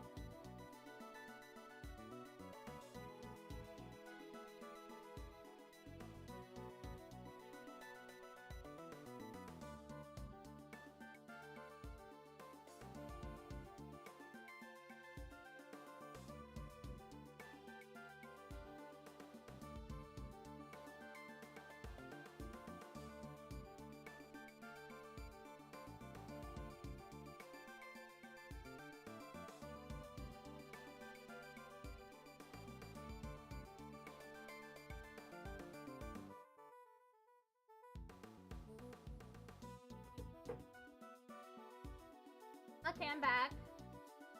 I forgot to put the BRB screen up again. Whoops.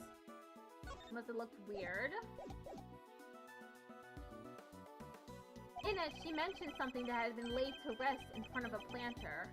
You think she was telling him where to dig? Wait, but why 3 holes? Because the report didn't specify which of the planters she meant. I get it. So he wasn't sure which one it was, which meant he had to try and dig up all 3. I imagine so, yes. Poor Chairman Winner. But why go to all that trouble? What was he looking for? I think that's about all we can learn from the scene for now. Alright, how about I try to show you how things looked earlier on that night? That would be very much appreciated. Could you take us back to the moment at which the victim witnessed the kidnapping? Sure! I'll use the photograph he took. Here goes nothing.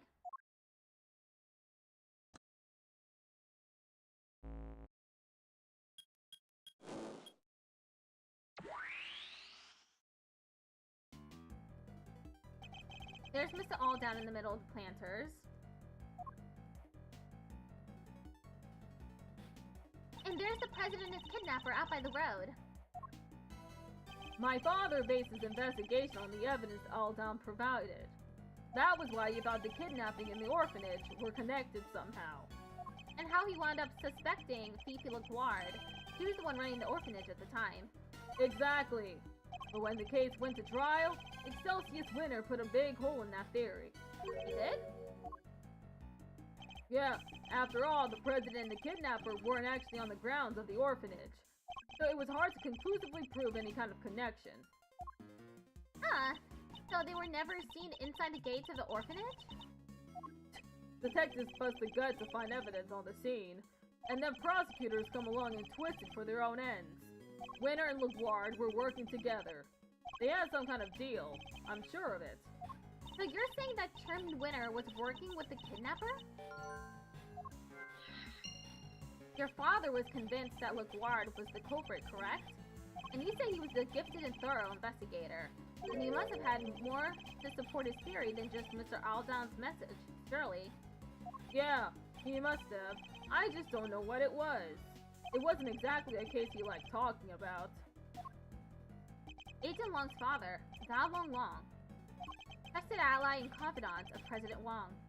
He discovered truths that were subsequently suppressed by Chairman Winner. Our first priority should be to find out what they were. These footprints stopped by the body. I guess that means they belong to Mr. Aldan, right? His feet were pretty big. What's that? About a size 12? According to the file, they were the same size as his shoes. It's a match!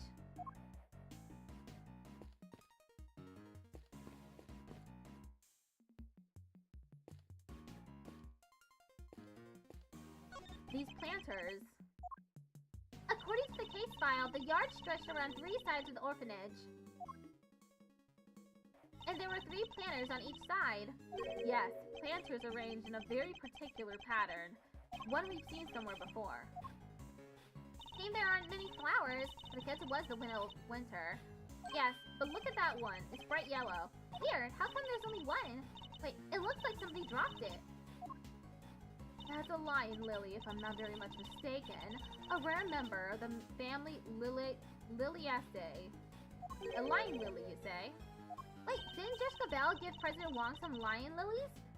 What is the same flower doing here? This can't be a coincidence. Can it?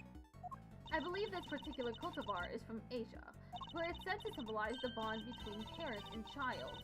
I wasn't aware you were so knowledgeable when it came to flowers, Francisca. Huh, what I just told you is common knowledge. Perhaps you just need to read a little more. I think I read that entire exchange earlier, didn't I?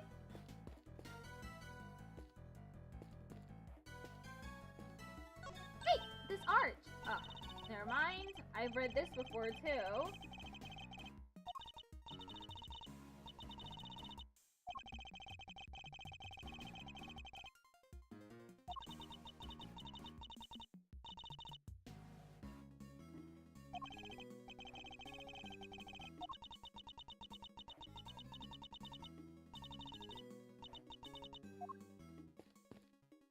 Okay, I'll look at this. Mr. Aldan took his picture of the president's kidnapping from here. and then called Rosie Ringer, by which point his killer must have already been approaching from behind, with a brick in their hands, ready to strike.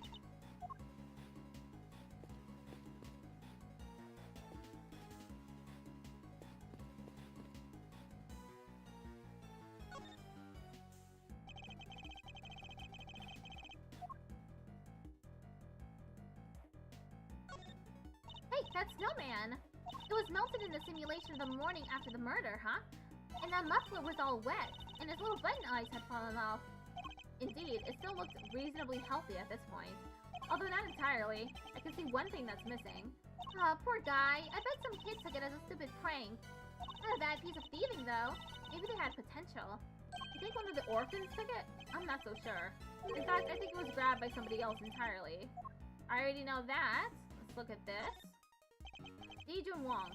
He was president of Jingfa even back then. Does he look any younger? Kinda dark. Can't really tell. Indeed. And the situation being what it is, his facial expression is somewhat distorted. I wonder where they took him after this. We don't know that yet. But depending on how our investigation progresses, we may find out soon enough. The president's kidnapper. We should see if we can judge anything based on their appearance. Roger that, Red Leader. Alright, let's have a look at you. The first thing to know is that they're holding the president at gunpoint. Trying to look all cool and tough, waving a pistol around. Whoever it is, they suck. Their coat and hat completely cover their face, so unfortunately we can't identify them that way. Turning their color up and pulling their hat down and trying to be all mysterious. I hate this kidnapper. And they seem pretty relaxed. I don't think they're particularly nervous. Yeah, hand in the pocket. Classic show-off move. You suck, you suck, you suck! Hey, that's... What? You said to judge them by their appearance. Well, yes, but I didn't mean it like that. Okay, deduce.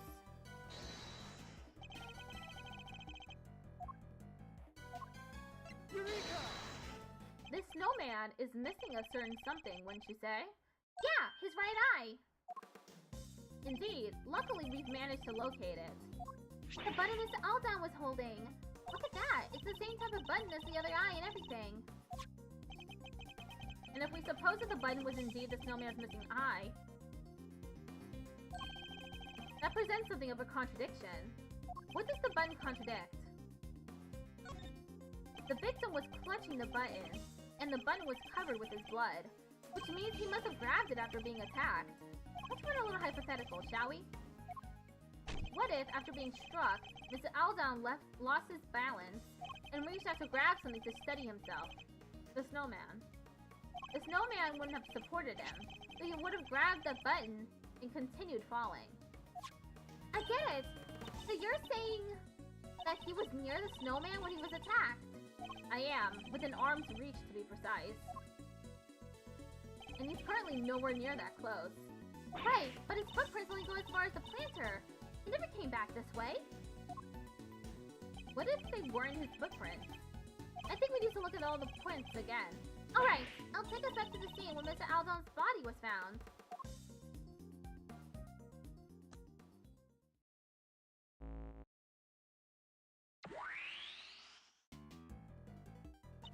But the footprints on the left definitely matched up with Mr. Aldan's shoes, right? So what's the deal? Let's take another look and see if we can figure it out.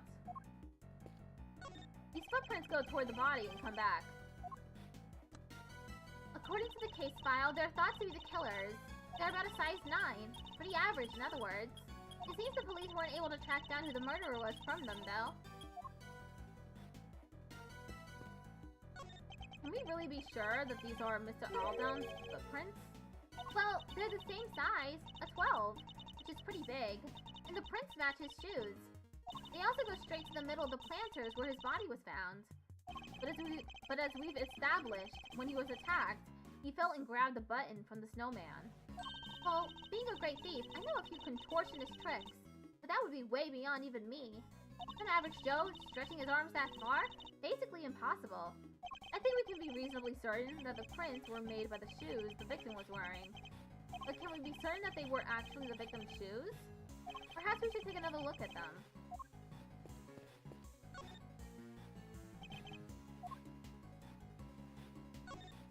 These shoes. As the case file says, they match the footprints, but... Huh. These aren't the victim's shoes. I'm sure of it. What do you mean? Look at how the laces are tied. Don't they look a little strange to you? What's more, they don't appear to fit properly. That's such a weird thing to do. Steal someone's shoes, the person you killed shoes, and replacing them with another set? But these prints, they go right up to where the victim was found, and they stop right by his feet. But they didn't actually belong to him. So are the prints by his head his? The ones that lead away and come back? No, I don't think so. They're too small. So neither set belongs to him? Then how did he get here? That's easy enough. He didn't walk. He was carried by the killer. So then, where did the murder take place? Was it really over by the snowman as we suspect?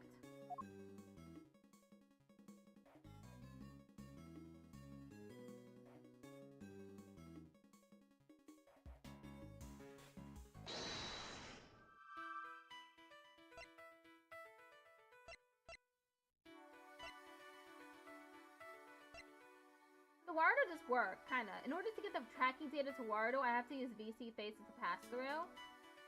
Oh, okay. It's cool that you got Warudo to work.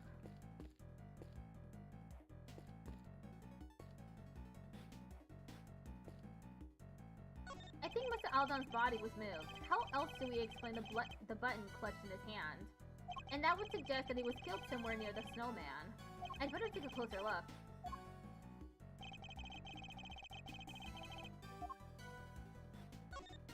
Nice 9 footprints going toward the body and away from it. The case file says they must have belonged to the murderer.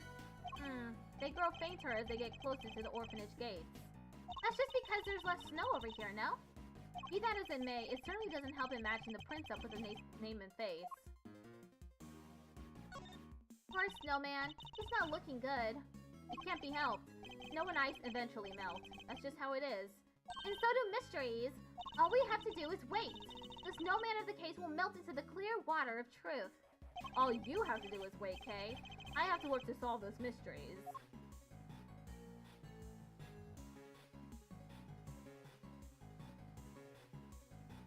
Oh, there's a brick missing. Ah, look, there's a brick missing here. The rest of the brickwork looks fine. Strange that just this one is missing.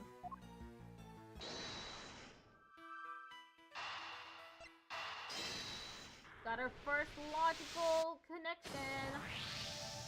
It seems quite likely that the missing brick was the one used in the murder, wouldn't you say? Oh yeah! Now that you mention it, they're the exact same shape and size.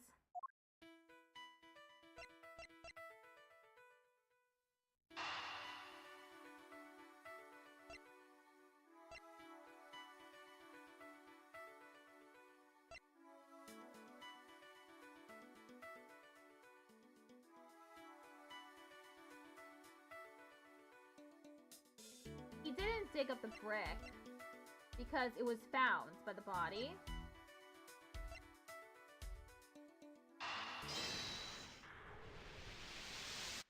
Okay.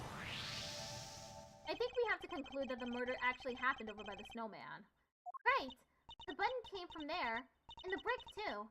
Indeed. And what's more, if the murderer took the brick from right by the snowman, and then tried to sneak up on the victim all the way over by the planters, Mr. Aldon would have seen them right away!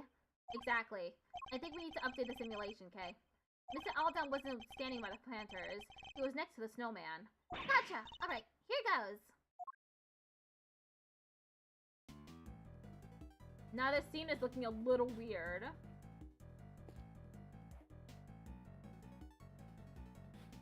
Then how did he take a snap of the president getting kidnapped if he was right here, next to them? Let me look at that again, at that picture.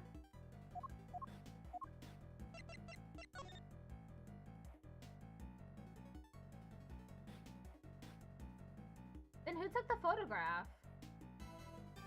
It couldn't have been Mr. Alldown. Because the button has already been scraped away. So he is already dead. So who took this photograph? And why would they? Yeah, no matter how you look at it, this just doesn't work, huh? Indeed, everybody who was present is in exactly the same spot. So, where did we go wrong? One of the pieces of evidence on which we base our simulation must be the source of the problem. What if one of them was faked somehow?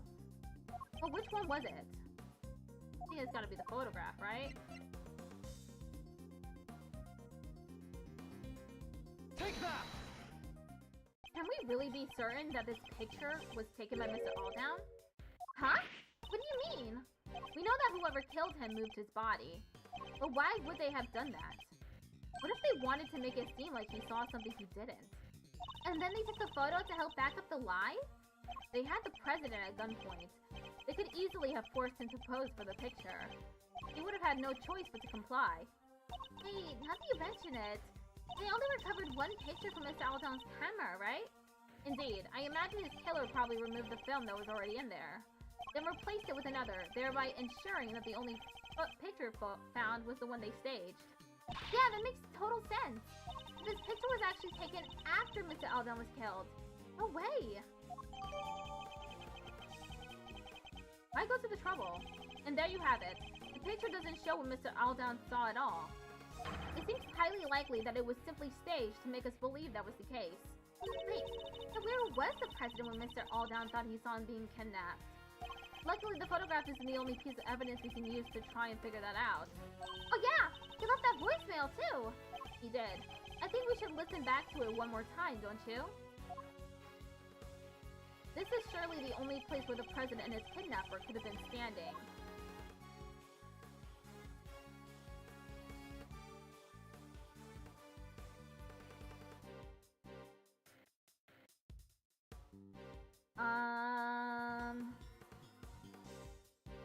Only one set of footprints here.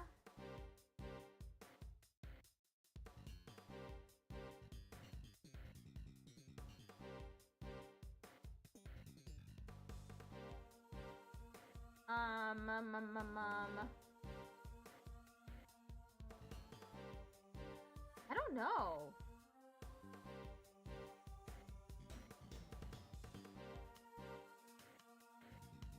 I have no clue.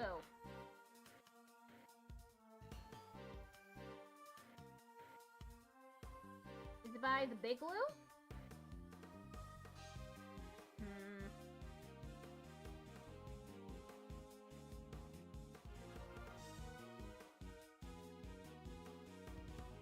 I don't know. I don't know the answer to this question. Where was the president standing? It's not letting me listen back to the,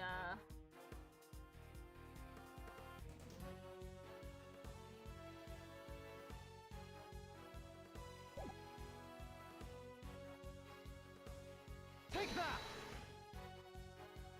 That's where they really were? How do you figure that? I don't think that was the right one. So I just chose something so I can look at this. No, I mean, look at this. Hey Rosie, it's me. I guess you're asleep already. Anyway, I'm here at the orphanage. Something weird's going on. President Wong is here for some reason, and there's another... Damn it, the light's out, so I can't quite see, but he looked like he was being kidnapped? Anyway, probably nothing, but I thought I should let you know. The light's out.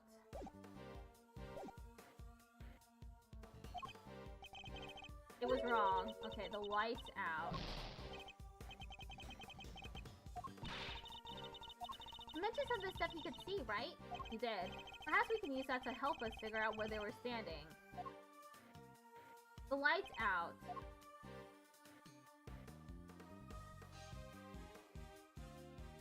Maybe they were here? Take that! Recall this statement from Mr. Aldown's voicemail. Damn it, the light's out. Two of the lights here in the yard are broken. Yeah, he must have been talking about the one over by the building. Alright, could you update the simulation to reflect everything we've learned? Sure!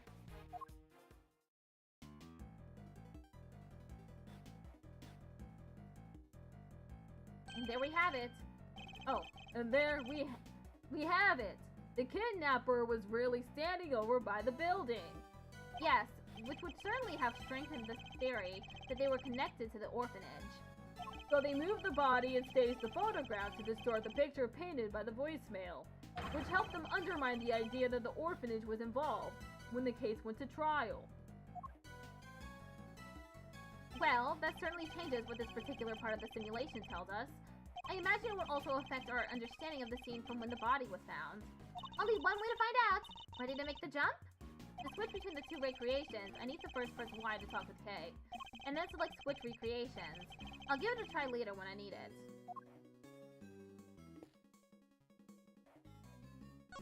There's no mistaking it. This is where Mr. Aldon actually took his pictures, before being attacked by the murderer with a brick from the planter just behind him. After being attacked, he collapsed, grabbing the snowman's right eye as he fell. Which means his body would have been here at first, and not where we thought it was before. Indeed, we should examine the area where we previously thought it fell, too. It's a snowman with one eye missing, and it comes up to about my shoulder. That's a super heavyweight contender right there. Those kids weren't messing around. Never mind its weight and size, I think we need some slightly more in-depth analysis here. Well, it has a bucket for a hat, buttons for eyes, and a nice fluffy muffler. A full snowman uniform. And it looks like it can't wait for me to punch and kick it into 1,000 tiny snowman pieces. Perhaps if we could keep things a little less subjective, Kay? Can we really be sure that these are Mr. Aldon's footprints? Well, they're the same size, a 12, which is pretty big, and the prints match his shoes. They also go straight to the middle of the planters where his body was found. But as we've established, when he was attacked, he fell and grabbed the button from the snowman. Well, being a great thief, I know a few contortionist tricks, but that would be way beyond even me. Whoops. Okay, I guess I've read this before.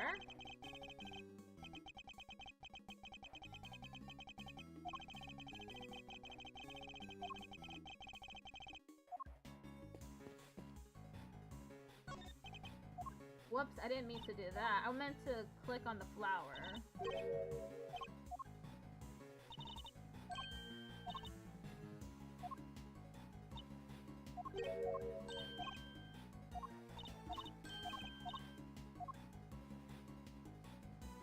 Mr. Aldon wasn't killed here between the planters at all. Then, what's this blood doing here? Things have changed considerably in terms of what the simulation is showing us. But if we want to look more closely at this blood, I think we'll be better off looking at the simulation from the point at which the body was discovered. So what are we waiting for? I'm ready when you are.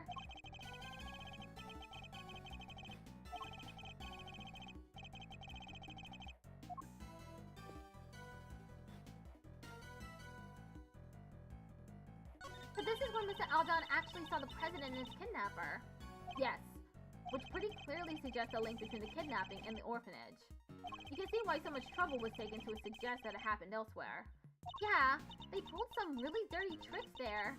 Making a photo like that? That's just cheating. Not to mention disposing of Mr. Aldon's camera film and forcing the president to pose at gunpoint. They must have put it in some new film, then staged the photo immediately afterward. And if Chairman Winner was involved, he could have changed or hidden other evidence as well. It certainly doesn't help that the SS5 case file was classified until just recently. Yeah, but he's behind bars now, and the truth is coming out at last. Indeed, although much still remains unclear. We need to look very closely at the differences between this and the previous simulation.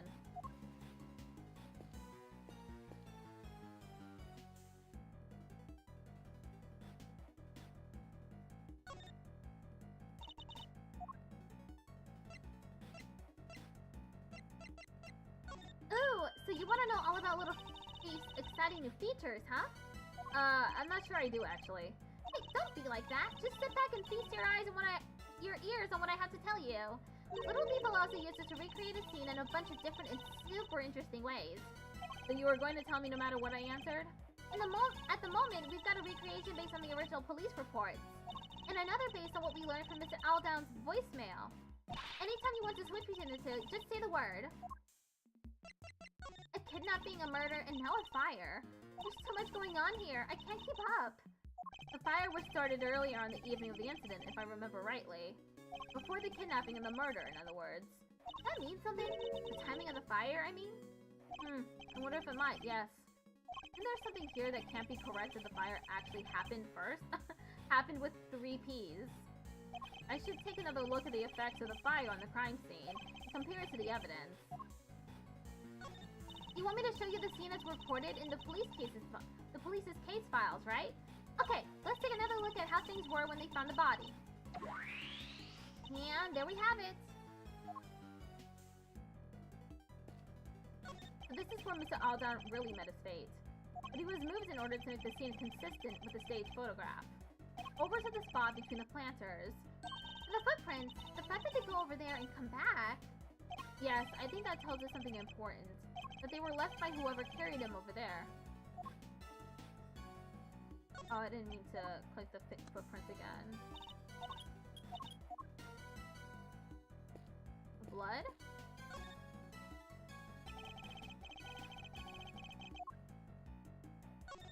Blood on the snow. A lot of it. It certainly looks as if a murder occurred here, doesn't it? Wait, but we just figured out that Mr. Aldown was killed over by the snowman, right? We did. I think this blood might belong to somebody else. What? The police report said the blood was Mr. Aldown's. Need I remind you that the case was overseen by Chairman Winner? The man would have had no scruples about altering the official record over something this small. But then why go to all that trouble? Couldn't he have just cleaned up the blood instead? He wasn't able to. Think about it. He knew that this was where the police would find Mr. Aldown's body. And he knew that the police would have certain scientific methods if they were supposed to look for clues. Jonas is water just redeemed Hi, hydrate. Jonas. Thank you for redeeming hydrate.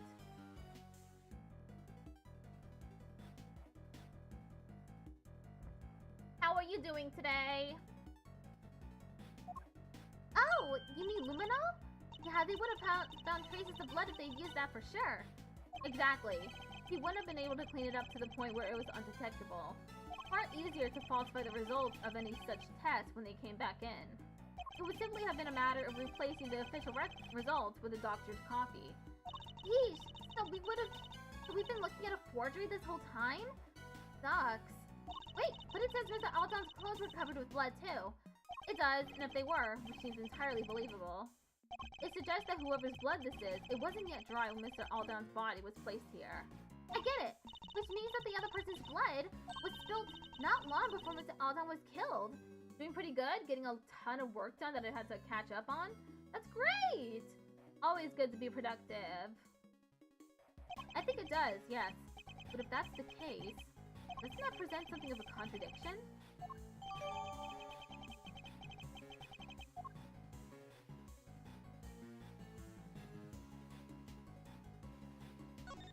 Somebody's dropped a yellow flower here. It's a lion lily, right? According to Franziska, yes.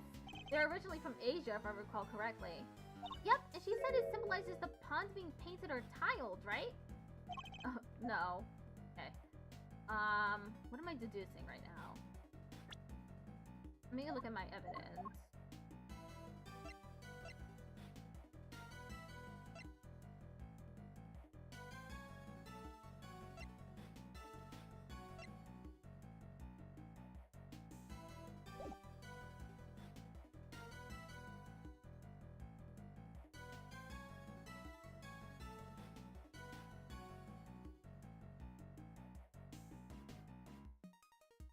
Let me look back at this.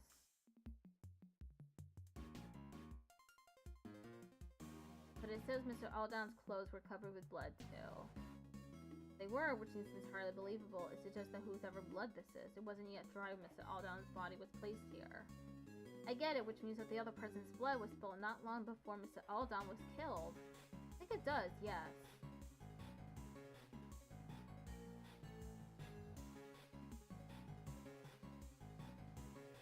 That presents something of a contradiction. Contradiction.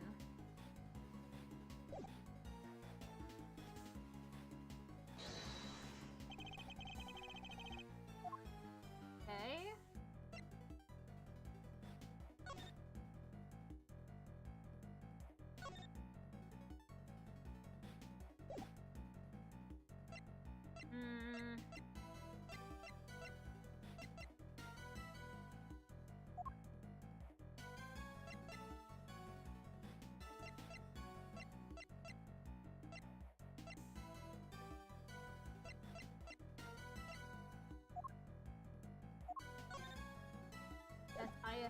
happen.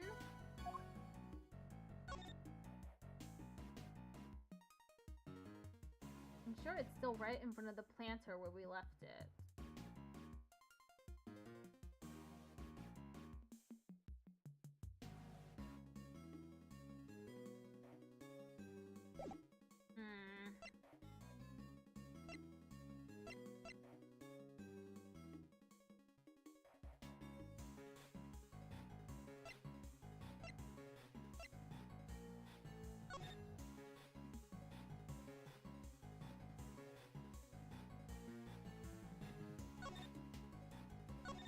Cause of death.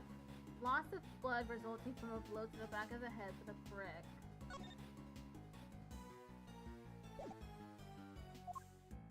Message.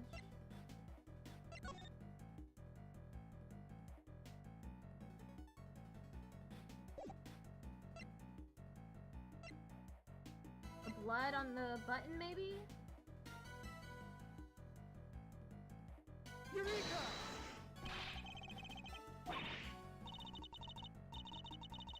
Okay, it wasn't that.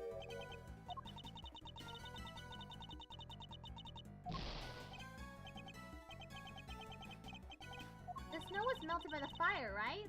And when did the fire happen? You need to take another look and think about that.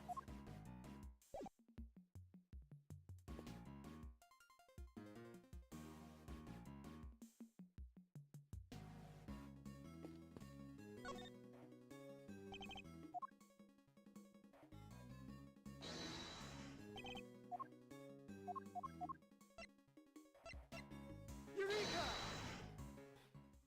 There's a clear contradiction here. Huh? In the blood stain? The blood is clearly cut off where the snow was melted by the fire, which means that the blood in question was spilled before the fire was started. Huh? The fire happened before the murder, no? If we choose to believe the case file, yes. But if the fire was actually set after what happened here... The kid who lit it might have seen something.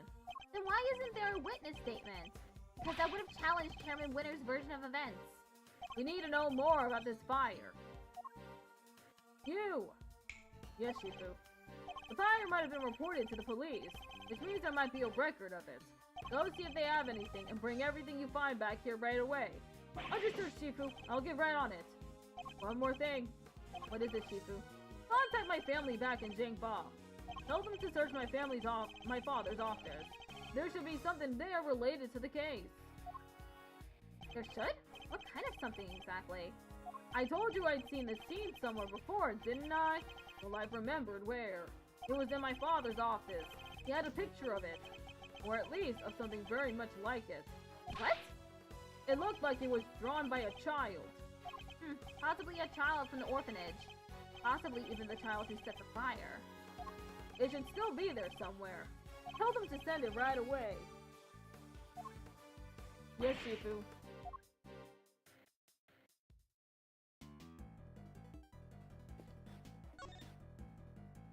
I don't believe there is any more to be found here. Yeah, but it's letting me look, so... Oh, right here. This is the only part where there's no snow, huh? Because of the fire one of the kids set. I imagine the snow here melted as a result. This must be the unluckiest orphanage in the world. First a fire, then a murder? Talk about going from bad to worse. The fire came first? Just because it caused the snow to melt. A logic time.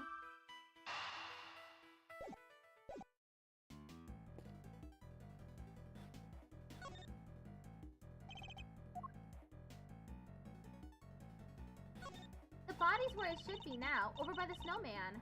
Kinda sad nobody being here anymore, huh? No, Kay, not even slightly. Now that the body has gone, there may be new clues for us to discover.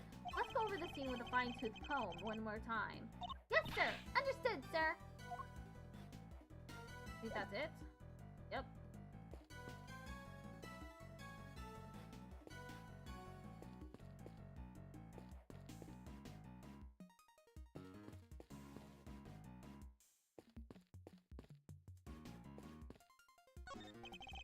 I think Mr. Alden's body was moved. How else do we explain the button clenched in his hand? And that would suggest that it was killed somewhere near the snowman. I don't believe there is any more to be found here.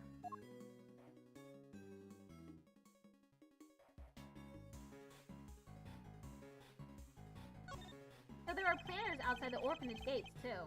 Look! We planted stuff that flowers in winter under all that snow! Indeed, a little frigid, but tasteful nonetheless. Even if this is a simulation. Yes, indeed, a bit frosty looking, but tasty nonetheless. For a simulation.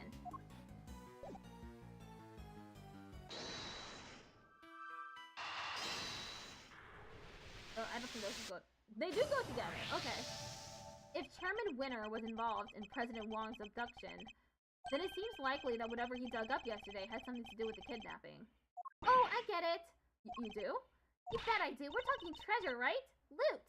He must have been digging up the ransom money. The ransom money? $100 million is an awful lot of cash. Burying it would have been a good way to keep it hidden until the heat died down. It certainly seems like a possibility. Hehe, glad you agree.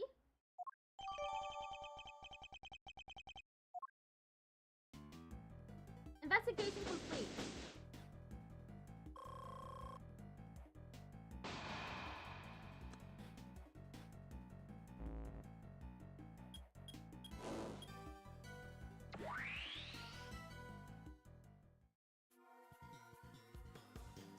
Shifu, I'm back. I brought everything the police had on the fire, and I also brought the picture from your father's office. Bro really pulled a Breaking Bad, having $100 million in hard cash lying around? It's an awful lot of money. I don't know how he would have buried it. And how it wouldn't have been discovered. Because that's a lot to be shoveling. A lot of dirt. Oh, and one more about time. What kept you, huh? Well, hand it over. Let's take a look at this mysterious picture, shall we? This is it. This is the picture I remember. This is a depiction of something that happened on the night of the incident?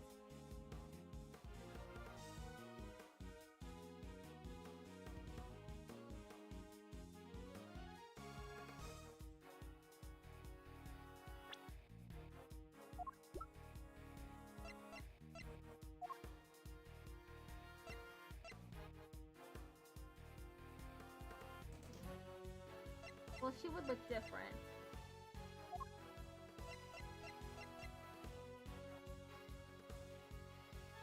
Bodied Harma Canis. Jelly the Killer.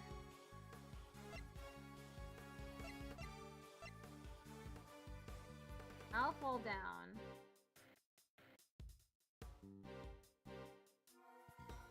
Celsius Winner.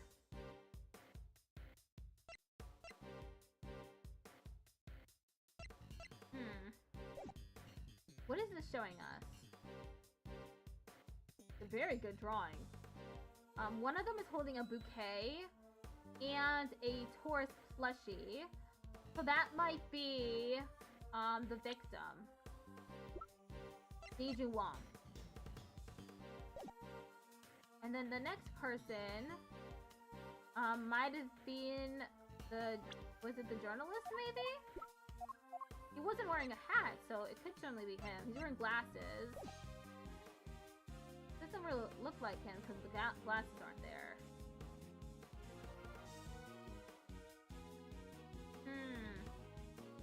The Taurus plushie. It's got two horns instead of just the one. Which the one does have. One horn. Okay. It sure looks like a kid drew it, huh? Yes, and I'm willing to bet it's the work of the child who set the fire.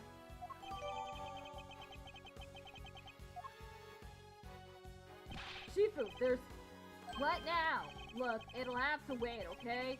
Well, Mr. Prosecutor, why do you think my father kept this? I imagine he acquired it at some point during his investigation. Although I have no idea why he would have chosen to keep it to himself.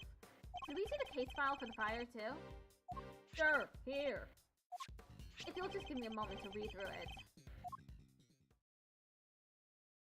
It seems the boy who started the fire snuck out of bed on the evening of the incident.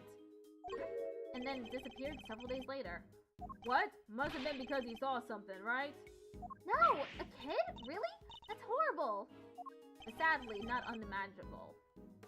Huh? Looks like the kid left something behind that was put into evidence. Huh? What's this? It must be the horn from the plushie. But what's it doing in that case file? What is it, Mr. Prosecutor? Have you seen this somewhere before? Something very much like it, yes. We have a piece of evidence that could well be connected. Which item of evidence relates to the item the boy left behind? Take that! I don't know what it was doing in the evidence for that case, but it looks like that might be the missing horn from this soft toy. Hey, that was President Wong. You've seen it before? Of course! He always kept it somewhere close by. I remember it because of the missing piece. I see. It has a special device inside it that plays recorded sounds when you twist the horn. Hey, do you think maybe putting the horn back on might unlock more recordings? You never know. The toy itself should still be up on the 51st floor. Hey, you heard the man. Yes, Shifu. I'll go fetch it right away. Here it is, Shifu. The Torosaurus doll, just like you asked. Good work. Hand it to the prosecutor over there. Well, does the horn found at the orphanage fit the president's plushie? It fits perfectly! And? Any more recordings on there? Hi, Kijun. Sorry. President Wong. It's me. Emily. I know it's been a while. I saw on the news that you were visiting the country soon. And I didn't know whether I should get in touch at all, but in the end I decided I had to. Overruled. Turn it off. Turn it off, right now. What's gotten into Judge Cavell? Are you okay? Just turn it off, please! You see, I had a baby. A beautiful little boy. Your beautiful little boy. I'm sorry, that's pretty much all I wanted to tell you. Oh, except I called him Sean. Sean Fenn. Has a nice ring to it, don't you think?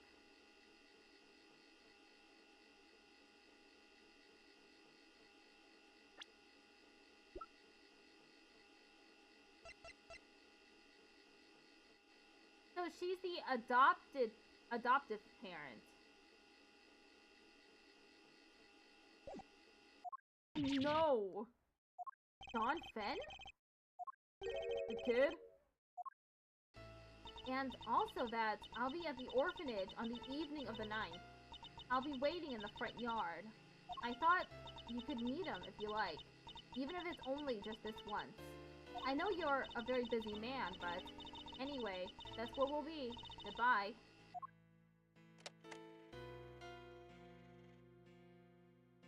What? He was my dad? I'm so sorry, Sean. Care to explain what the heck is going on, Gavel? Sean isn't my biological son. I adopted him. And he was aware of this? Yes, of course. His mother, Amelie Fenn. She died 5 years ago. We were cousins. Gasp. It's, adopted. I thought that they didn't look that much alike. I thought that was just a stylistic choice. But, yeah. We were cousins. But we were also friends. The best of friends. People often mistook us for sisters. And so, when she died, it seemed only natural that Sean should come and live with me. Of course, he had to keep his father's identity secret. And I decided that the best way to do that would be for him to never know in the first place. That's quite a lot to learn from a recording made on a seemingly innocent toy. I guess Sean's mother must have recorded the message and then sent the plushie to the president. Hey! Yes, Sean? You're sure? It was really my dad? Yes, I'm sure. Before you were born, your mother worked for a time as a diplomat in Zhengfa. Makes sense. That line of work might well have brought her into contact with the president. What? You told me she worked at the orphanage! She did, but only after she returned. After she quit the diplomatic service. Kid's got the milk sweats. Oh, he does, doesn't he? This is why you shouldn't drink that much milk, kids. Because you'll get the milk sweats. It's really nasty. And it smells bad, too. She always loved helping others. The orphanage was perfect for her. Not so fast! Sorry, Judge Cuphead, but I have to ask. Amelie, the lady who asked the president to come, why didn't she show up herself? Why isn't she anywhere in the files related to the SS5 incident? She never made it to the rendezvous that night. Someone was tailing her. I'll bet that was Chairman Winter's doing. Oh my gosh, Long is back? Absolutely, he's back. Though sadly, we can't prove it. And because she couldn't make it, he never saw the president again. Then she died 5 years ago. This can't be easy for Sean. Hey, Sean, are you thirsty? We could go get a soda? He's already got his own milk with him. He got the whole pack with him? No, he doesn't. He's only got one. He's only got one subordinate with him. Also, Kay, why are you offering him a soda? He's got plenty of milk in his backpack. He can't be thirsty. One sip? Let's go! My treat, okay? Come on, I think I saw a vending machine over... You think I can't buy myself a soda? This is important and it's about me. I'm staying. Oh! That didn't work at all. Sean, perhaps now you can guess why I met with the president 2 nights ago. Well, that's it. That was the big secret. I wanted to tell him face to face that Amelie was gone, but also that you were alive and well. More than well. But It makes sense now. No wonder Judge Cuphead was so keen to avoid sharing the details of their meeting. Yeah, she would have had to share the truth about Sean, too. That was why I took the lion lilies with me, so there would be no doubt that I knew Amelie, and that I knew her well. These flowers bore a special significance for the two of them, you see. President Wong gave Amelie a bouquet of lion lilies in the early days of their romance. But now, he too is dead. If only he had lived, Sean might finally have been able to get to know him.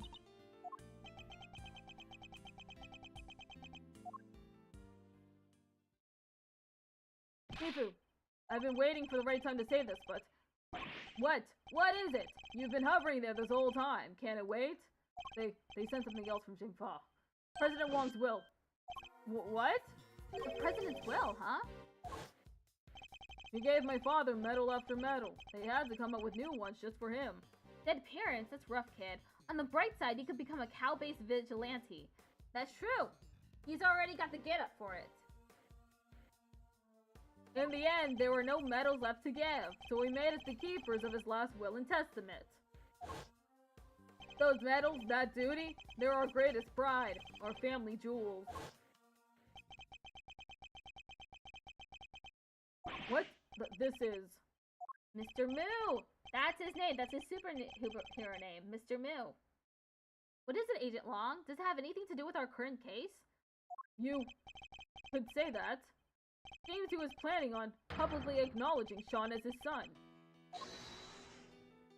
Sean's name appears in the president's will? And we're certain that the document is authentic? That President Wong wrote it himself? There we are. It's old, but it's real. My family took charge of it back before the SS5 incident happened. This is so dramatic. We can't help but gasp. They'll want to analyze it back home to be sure, but I'd stake my name on it being the genuine article. Wong was a renowned world leader. A child nobody knew about would have been sure to cause a stir. And yet he chose to mention the child in his will nonetheless. Well, that's that, I guess. I still can't quite believe it, but the president confirms it with his own hand. There's no denying it, Sean. You're President Wong's son. Gasp! Sean in the house! Instead of Corey in the house, it's Sean in the house. Sean! Oh no, he's run away! Sean! To be continued? Did we just finally hit middle? Oh wait, we were already in the middle. Never mind. We're in middle 2! Middle part 2. Tiny Presidente. April 6th, 4:51 p.m. Big building, empty lot. Look at how many characters there are, Relics. There are so many of them. And I have managed to give most of them their own voice. I'm trying my very best for this voice acting. Sean. He was my dad? It can't have been easy learning the truth about his father's identity so unexpectedly. And too late to ever get to know him. You know how hard I tried to find him? This game's cast gets so huge. It does. Let's see. Let's look at the profiles. That is 4, 8.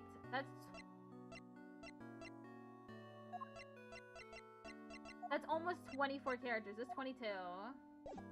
Happens when you have an open air investigation. Yeah. You know how hard I tried to find him? Dawn. I get it. He was the president. He had a lot more to think about than just me. But he was right there in front of me. Right there on the set. But why? Why didn't he just say something? Why didn't he tell me who he was? I'm sorry, Sean. I'm so sorry. It's not your fault, Mom. It's mine. If I hadn't broken my promise to you, that fire would have never happened, and you wouldn't have... I ruined everything. Everything. It's all my fault. I even ruined your flowers. Sean, please. You mustn't blame yourself. Just try to be here with me. Just for a little while. The bond between parent and child, as symbolized by the lion lily. I'm no expert, but it's native to Zhangfa, so I know that much at least. Sadly, we don't have the luxury of dwelling on such things just now. I know it might seem insensitive, Agent Long, but sentimentality won't help us here. We need to focus on what we can do about the case before us. Sigh, you're right. I believe we've learned all we need to about what happened back then for now. How did it all line up with your father's theories about the case? I wouldn't know. He took those to the grave with him. He never shared his thoughts with anybody.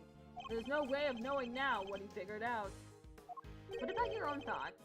Are you feeling any more positive in light of what we learned from case reconstruction? Are we any closer to learning what really happened 12 years ago? You know, I think we might be. My father's footsteps are starting to become clear. Now all we need to do is follow them. All the way to the truth. The real story of the SS5 incident. The president went to the orphanage that night. That much we know for sure. The Torosaurus toy proves it. He must have gone there to meet with Amelie Fenn.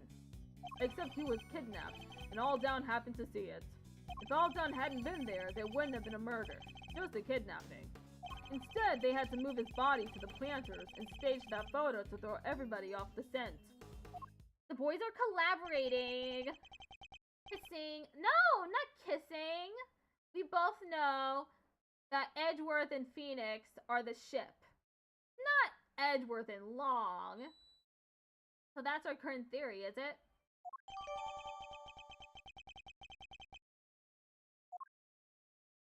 But there's something I still don't understand. There is?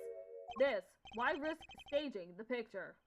They would have had to force the president to play along. What if he hadn't? It's a good question. And we may be closer to discovering the answer than we think. We'll just have to get there one deduction at a time. Yeah, I guess we will. Alright, deduce away. Rebuttal. The president went to the orphanage. That much we know for sure. Hold it! Nothing should be taken for granted at this stage. We need to treat even a seemingly certain with caution. Can we really be sure that the president went to the orphanage? I get it. You want evidence? This is a nice change of pace from people asking you to show them proof, huh, Miss Edgeworth? There's no need to actually say it out loud, Kay. The Torosaurus toy proves it. He must have gone there to meet with Amelie Fenn. Hold it! The plushie? It has a recording device concealed inside it, correct? It does, and it was used by Sean's mother, Amelie. Ad starts in 1 minute! To record a message asking the president to meet her at the orphanage at midnight. Wow! You're finishing each other's sentences now? What a team! I guess the boys are kissing, huh? You two will peel away the layers of the truth like an onion, I'm sure of it. You do realize that there's nothing underneath all the layers of an onion, don't you, Kay? Could you try to say something a little less unfortunate sounding? You two will peel away the layers of the truth like the skin of a wolf. I'm sure of it. He said less unfortunate sounding. Ahem. Shall I continue? Except he was kidnapped and Aldown happened to see it. Do we really think he just happened to see it? I think it was planned. Could we go over the details once again? Melissa Aldown saw the president being kidnapped from right by the orphanage.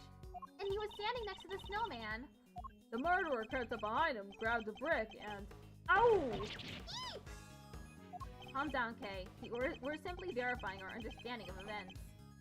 Yeah, well that little outburst just blew my understanding out of my ears. I know we have to go over all this again, but can we do it a little less dramatically? Really? Fine. I'm happy to keep answering it if you're happy to keep asking. Okay, ad break starts soon, so I'll be right back.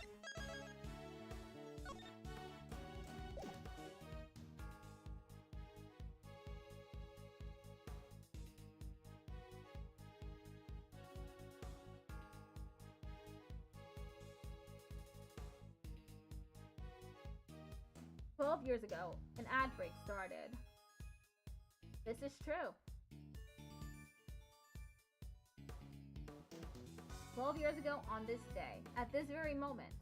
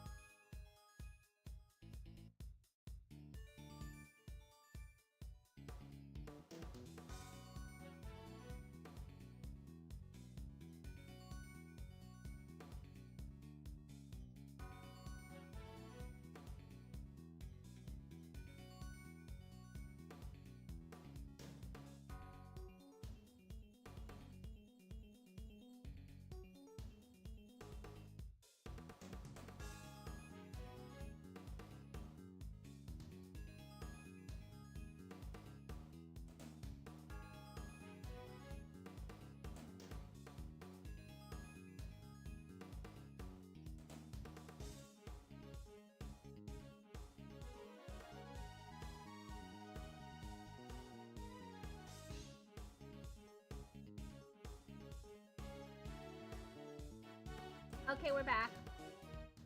I'll try and find a good stopping point for the next 23 minutes. If Alden hadn't been there, there wouldn't have been a murder, just a kidnapping. Hold it! If Mr. Alden hadn't been there, huh? That's an interesting suggestion. Care to explain? There's not a whole lot to explain. He saw the kidnapping, so he was murdered. No. Why did they bother to murder him? There's something weird about this. We're missing something, right? Because he didn't just happen to be there, and someone just happened to come behind him with a brick to kill him. They were planning on him being there, and they planned on killing him. Why in the middle of kidnapping the president of a country would they do that? I can't put the pieces together. We're missing something, right? There's not a whole lot to explain. He saw the kidnapping, so he was murdered. If he hadn't been there, maybe the kidnapping could have happened without any blood being spilled. But could it? He makes it sound as if it was Mr. Alden's fault he was murdered. That's not what Agent Long is saying, Kay. What he means is that Mr. Alden was the only person who died at the orphanage that night. Well, of course he was. They kidnapped the president and everything. But the ransom was paid and he came home safely, right? She's right, of course. But why does something bother me about that? I think it might be worth taking another look over all the evidence. Finish discussing things with your assistant, Mr. Prosecutor? Then let's continue, shall we? I'm never gonna be able to do this fucking Californian accent. Instead, they had to move his body to the planners and stage that photo to throw everybody off the scent. Hold it! This is another very important part of our current theory. Shall we go over all of the details again? Sure, probably a good idea. Alright, first, what did Alden see? He saw the president being kidnapped from right in front of the building. But the kidnappers were keen to avoid any suggestion that they might be connected with the orphanage. Yep, so they replaced the film in Alden's camera and staged a photograph of the kidnapping occurring further away from the building. Indeed, and then they moved Mr. Alden's body to a location consistent with what that picture showed. Grr! The secrets buried underneath the snow 12 years ago are finally coming to light. And we're sure that's really what happened that night? No, we are not sure. What's the matter, Miss Edgeworth? I get the sense we're still not seeing everything, that there's something else at play behind it all. There is? But what? There's a piece of evidence we've discovered that Agent Long's theory can't explain. We have to present it with it, and develop our thinking further.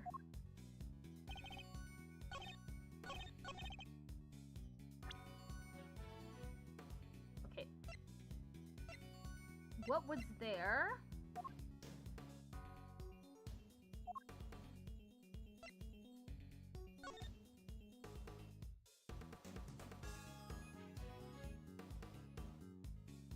Occurred on February 10th, 12 years ago. President Zhang Fa was kidnapped and ransomed for $100 million. President's presence at embassy until midnight confirmed by Da Longlong. Prosecutor in charge Excelsius winner. Suspect Fifi Laguard. Investigation note. President Wang was supposed to meet Amelie Fan at the orphanage at midnight. Witness Alden was murdered, his body moved, and a photograph of a kidnapping staged. When was... He was killed at 1 a.m.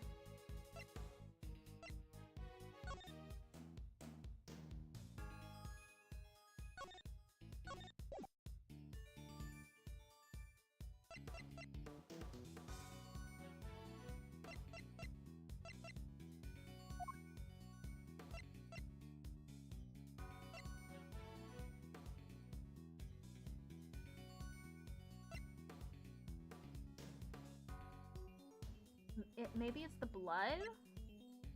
Maybe it was the fire. If Alden hadn't been there wouldn't have been a murder, just a kidnapping.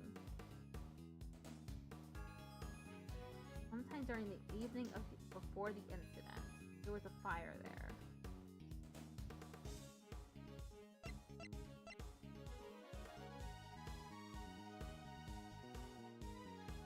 Whose blood is this? We're saying that the fire was set sometime in the evening before the incident, but that it also managed to melt the snow where the blood was found? That doesn't make sense. The fire must have happened afterwards.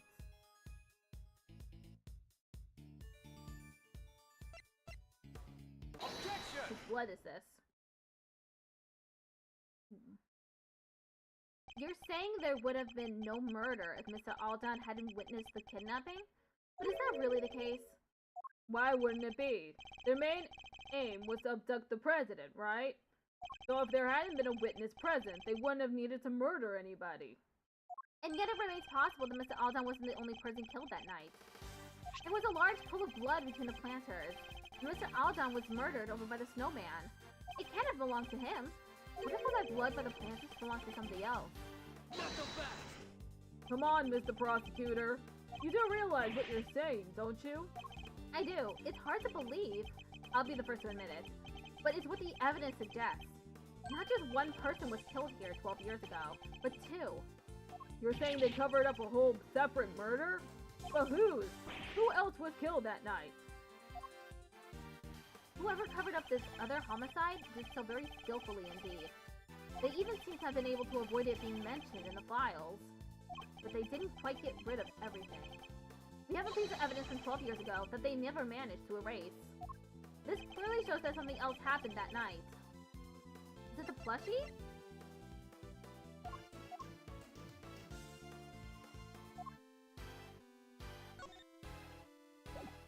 The child's drawing, maybe?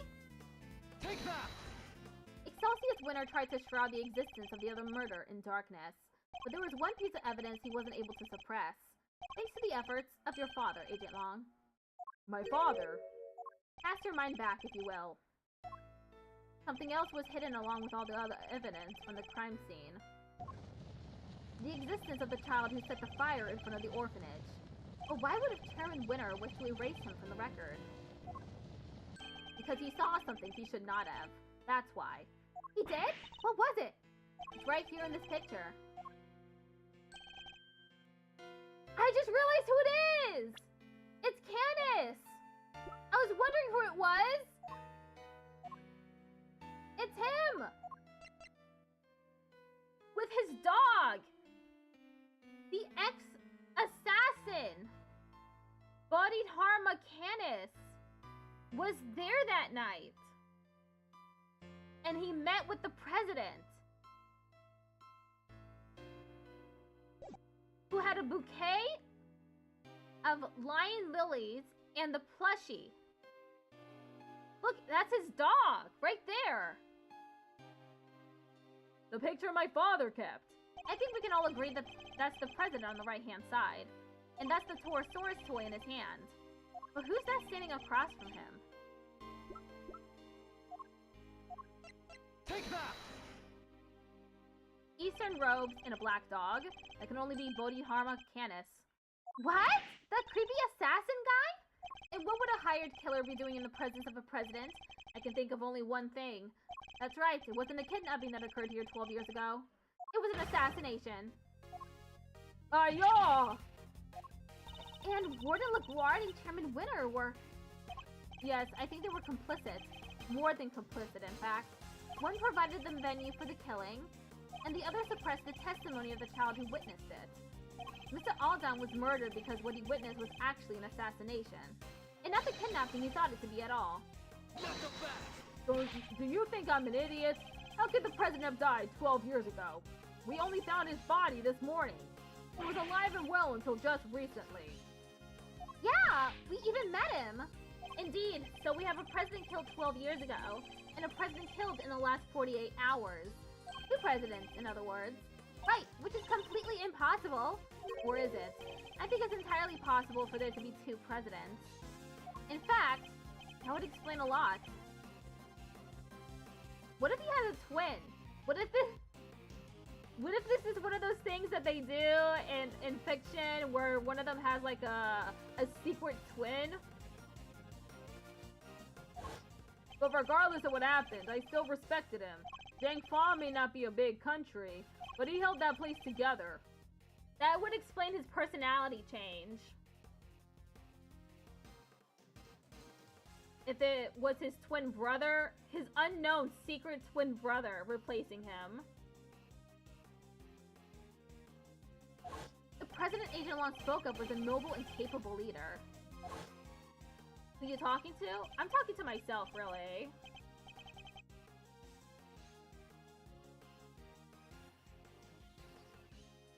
The presidential mask has well and truly slipped. Entirely unlike the man we met. It really did seem as if they were two completely different people. Let me test YouTube chat overlay. It's right there. Cool, it works. Yeah, it works!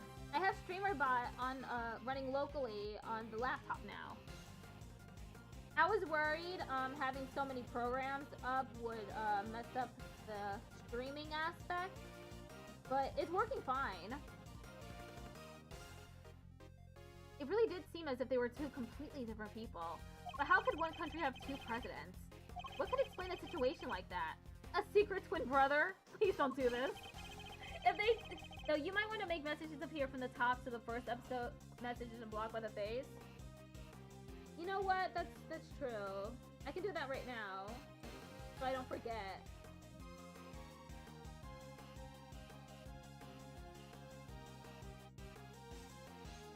Cat direction.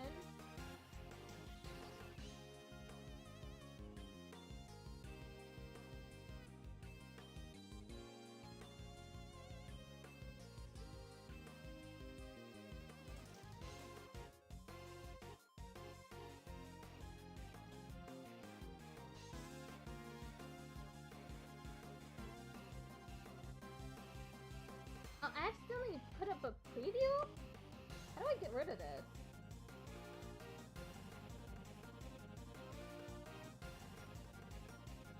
I just did something weird.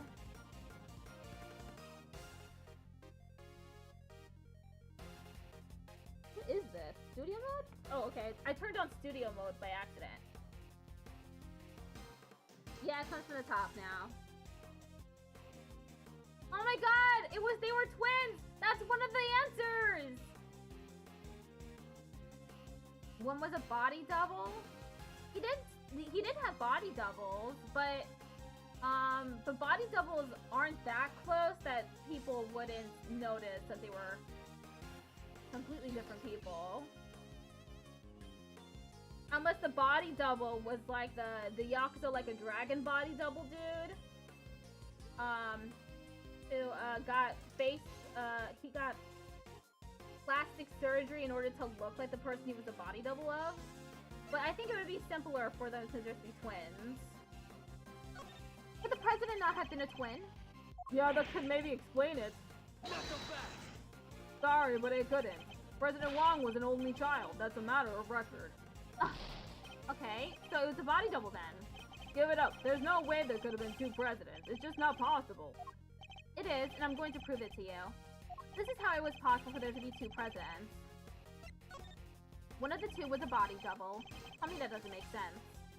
A body double? President Wong was a man of great power and influence as Jinfa, a figure on the world stage.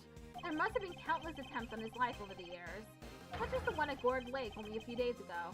Not so fast! It's true, there were more than a few assassination attempts. But that doesn't mean I'm about to accept that there was more than one president. Not without proof. Do we have any proof that there was more than one president?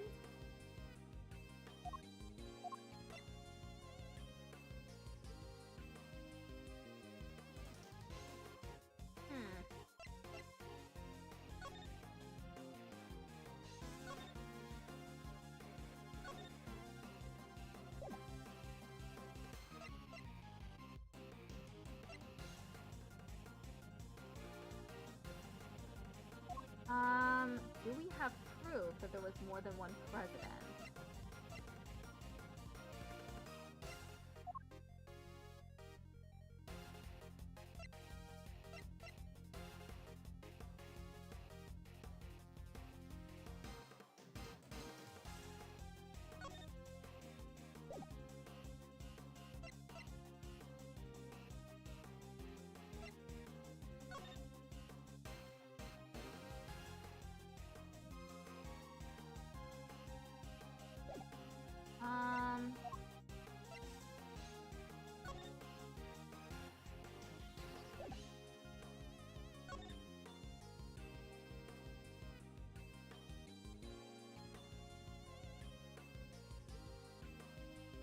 President Wong is here for some reason, and there's another got cut off.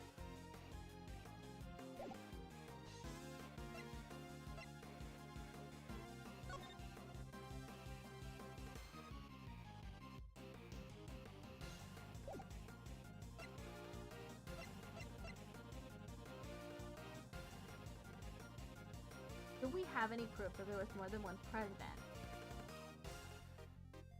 Wait, it could be the photo. Maybe.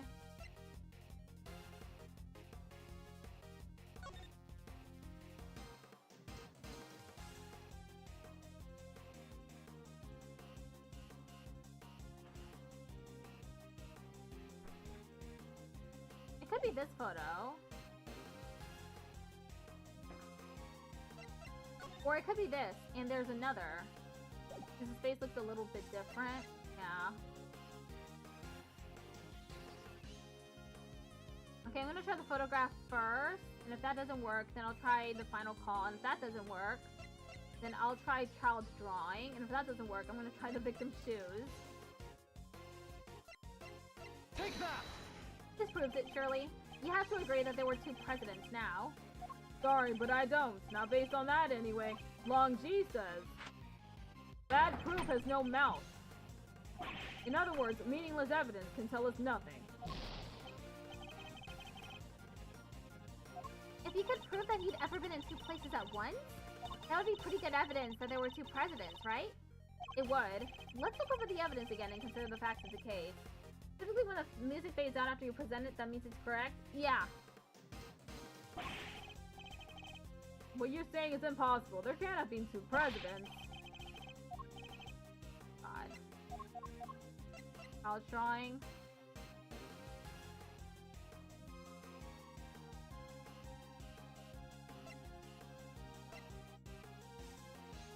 Take that! Damn it, not that one either.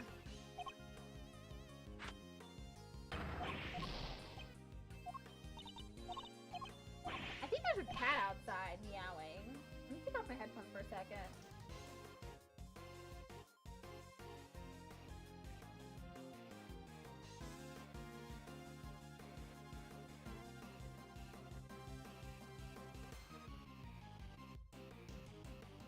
I don't know.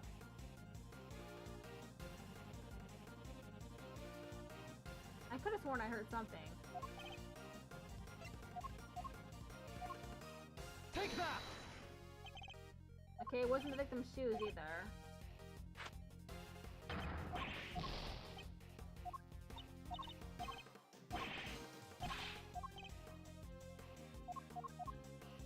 Take that! Okay, it wasn't any of the evidence that I thought it might be.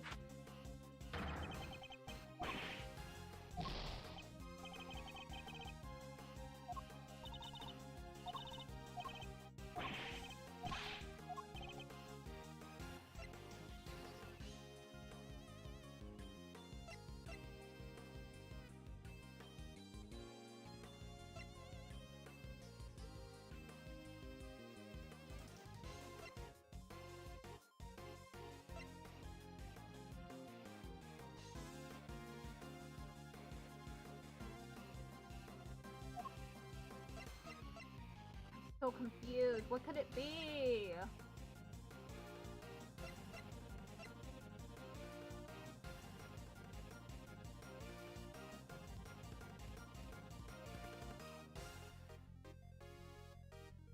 Did you try the autopsy? It could be that maybe, since this incident that happened 12 years ago seems to be in a similar manner. Oh, good idea.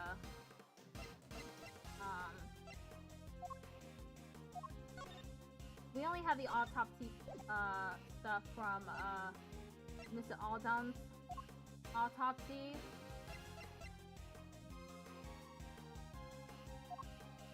We have the S5 incident case file though.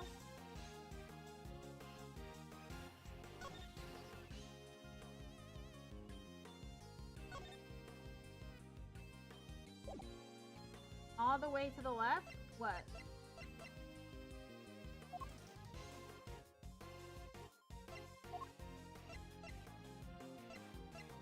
You mean the report on night? More left? That's the right.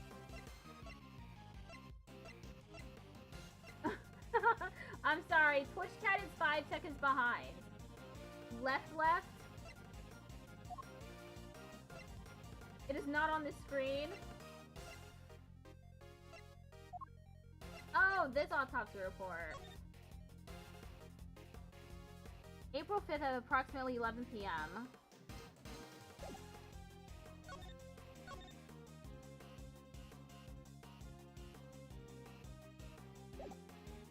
Take that! Oh, my phone just rang. I forgot to turn, take it off sound.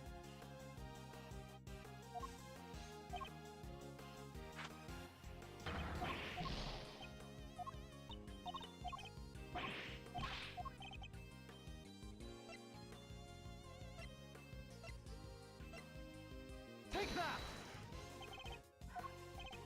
All that effort for nothing. That's the truth.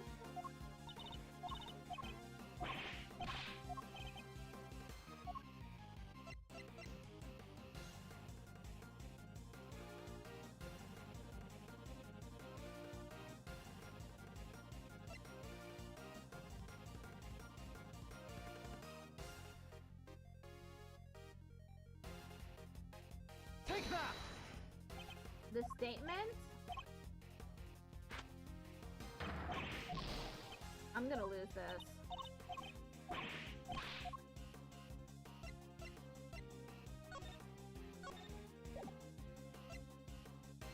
Does it say she didn't see the president?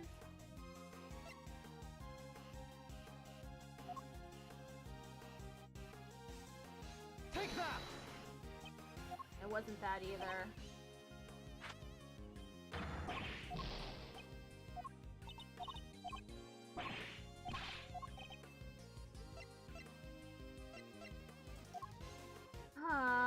IS-7?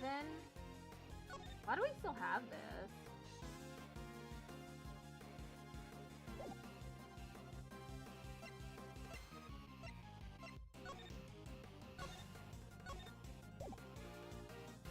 Take that! Okay, we're gonna lose this.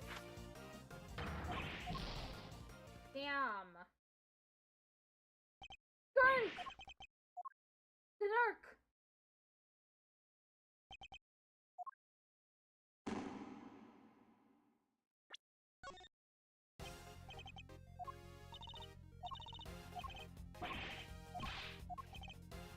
I don't understand.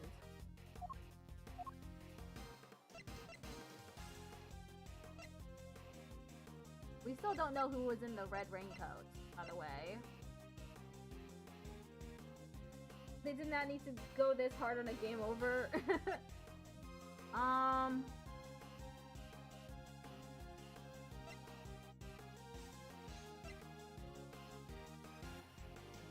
Take that!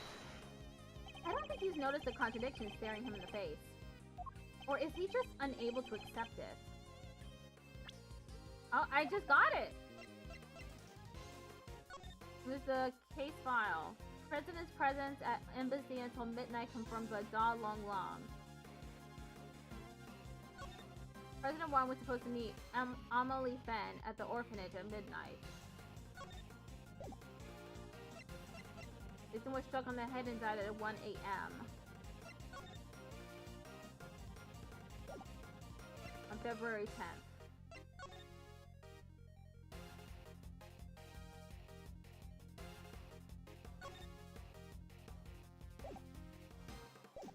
What's the matter, Mr. Prosecutor?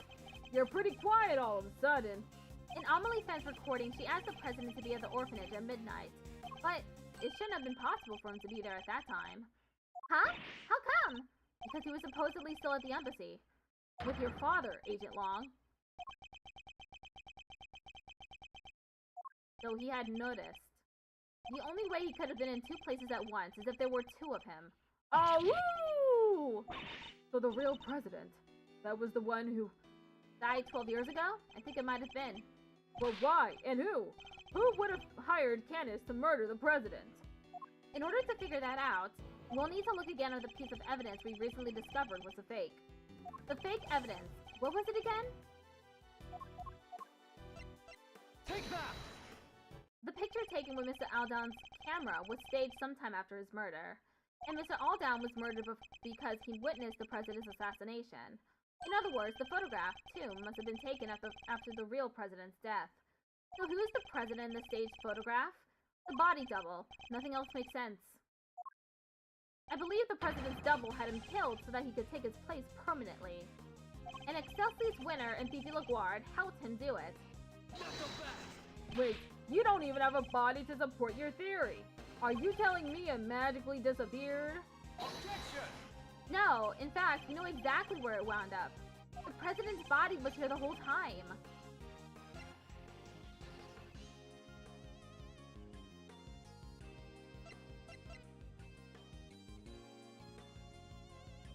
The president's body was where?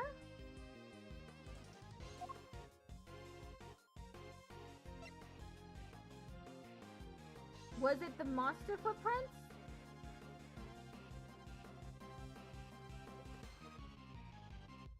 Take that! Chairman Winter dug something up last night. Something he couldn't trust anybody else to retrieve. We thought it might have been the ransom money, but it was actually something even more important. Wait! You mean? That's right, the real president's body. I think it's highly likely anyway. What? The body may have decomposed in the intervening years, but the bones would surely have remained. Mr. Powers informed us that construction is due to start here sometime soon. Everything had to be wrapped up before then. The shooting of the movie, and the recovery of the president's remains. Yeah, I guess once they started digging the place up, they would have found them pretty quick, huh? Agent Long, we need to have the so-called monster footprints analyzed again. Yeah, I guess we do. If there was a body under one of them, there should be trace evidence to confirm it. Hey, get me somebody from forensics!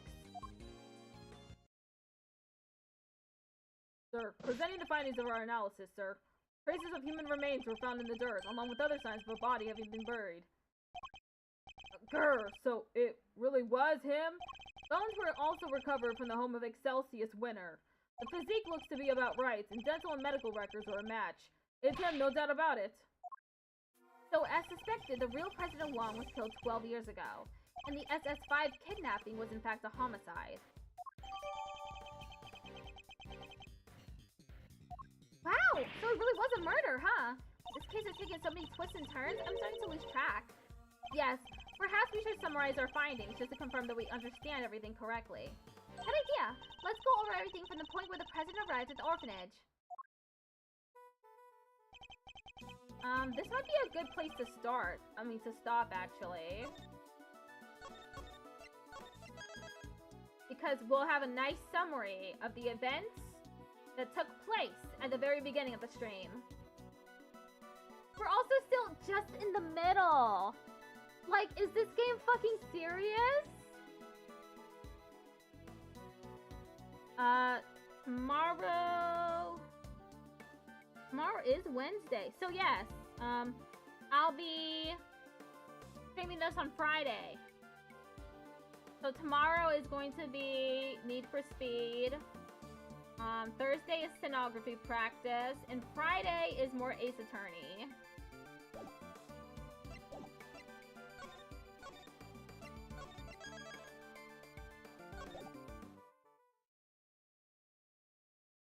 That's good then? Yeah. I'll be downloading that today.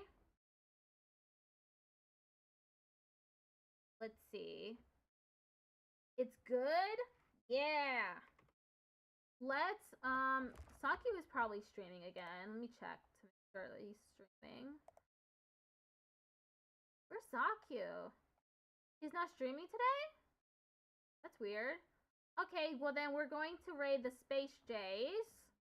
He is currently playing The Legend of Klimori. I don't know what that is.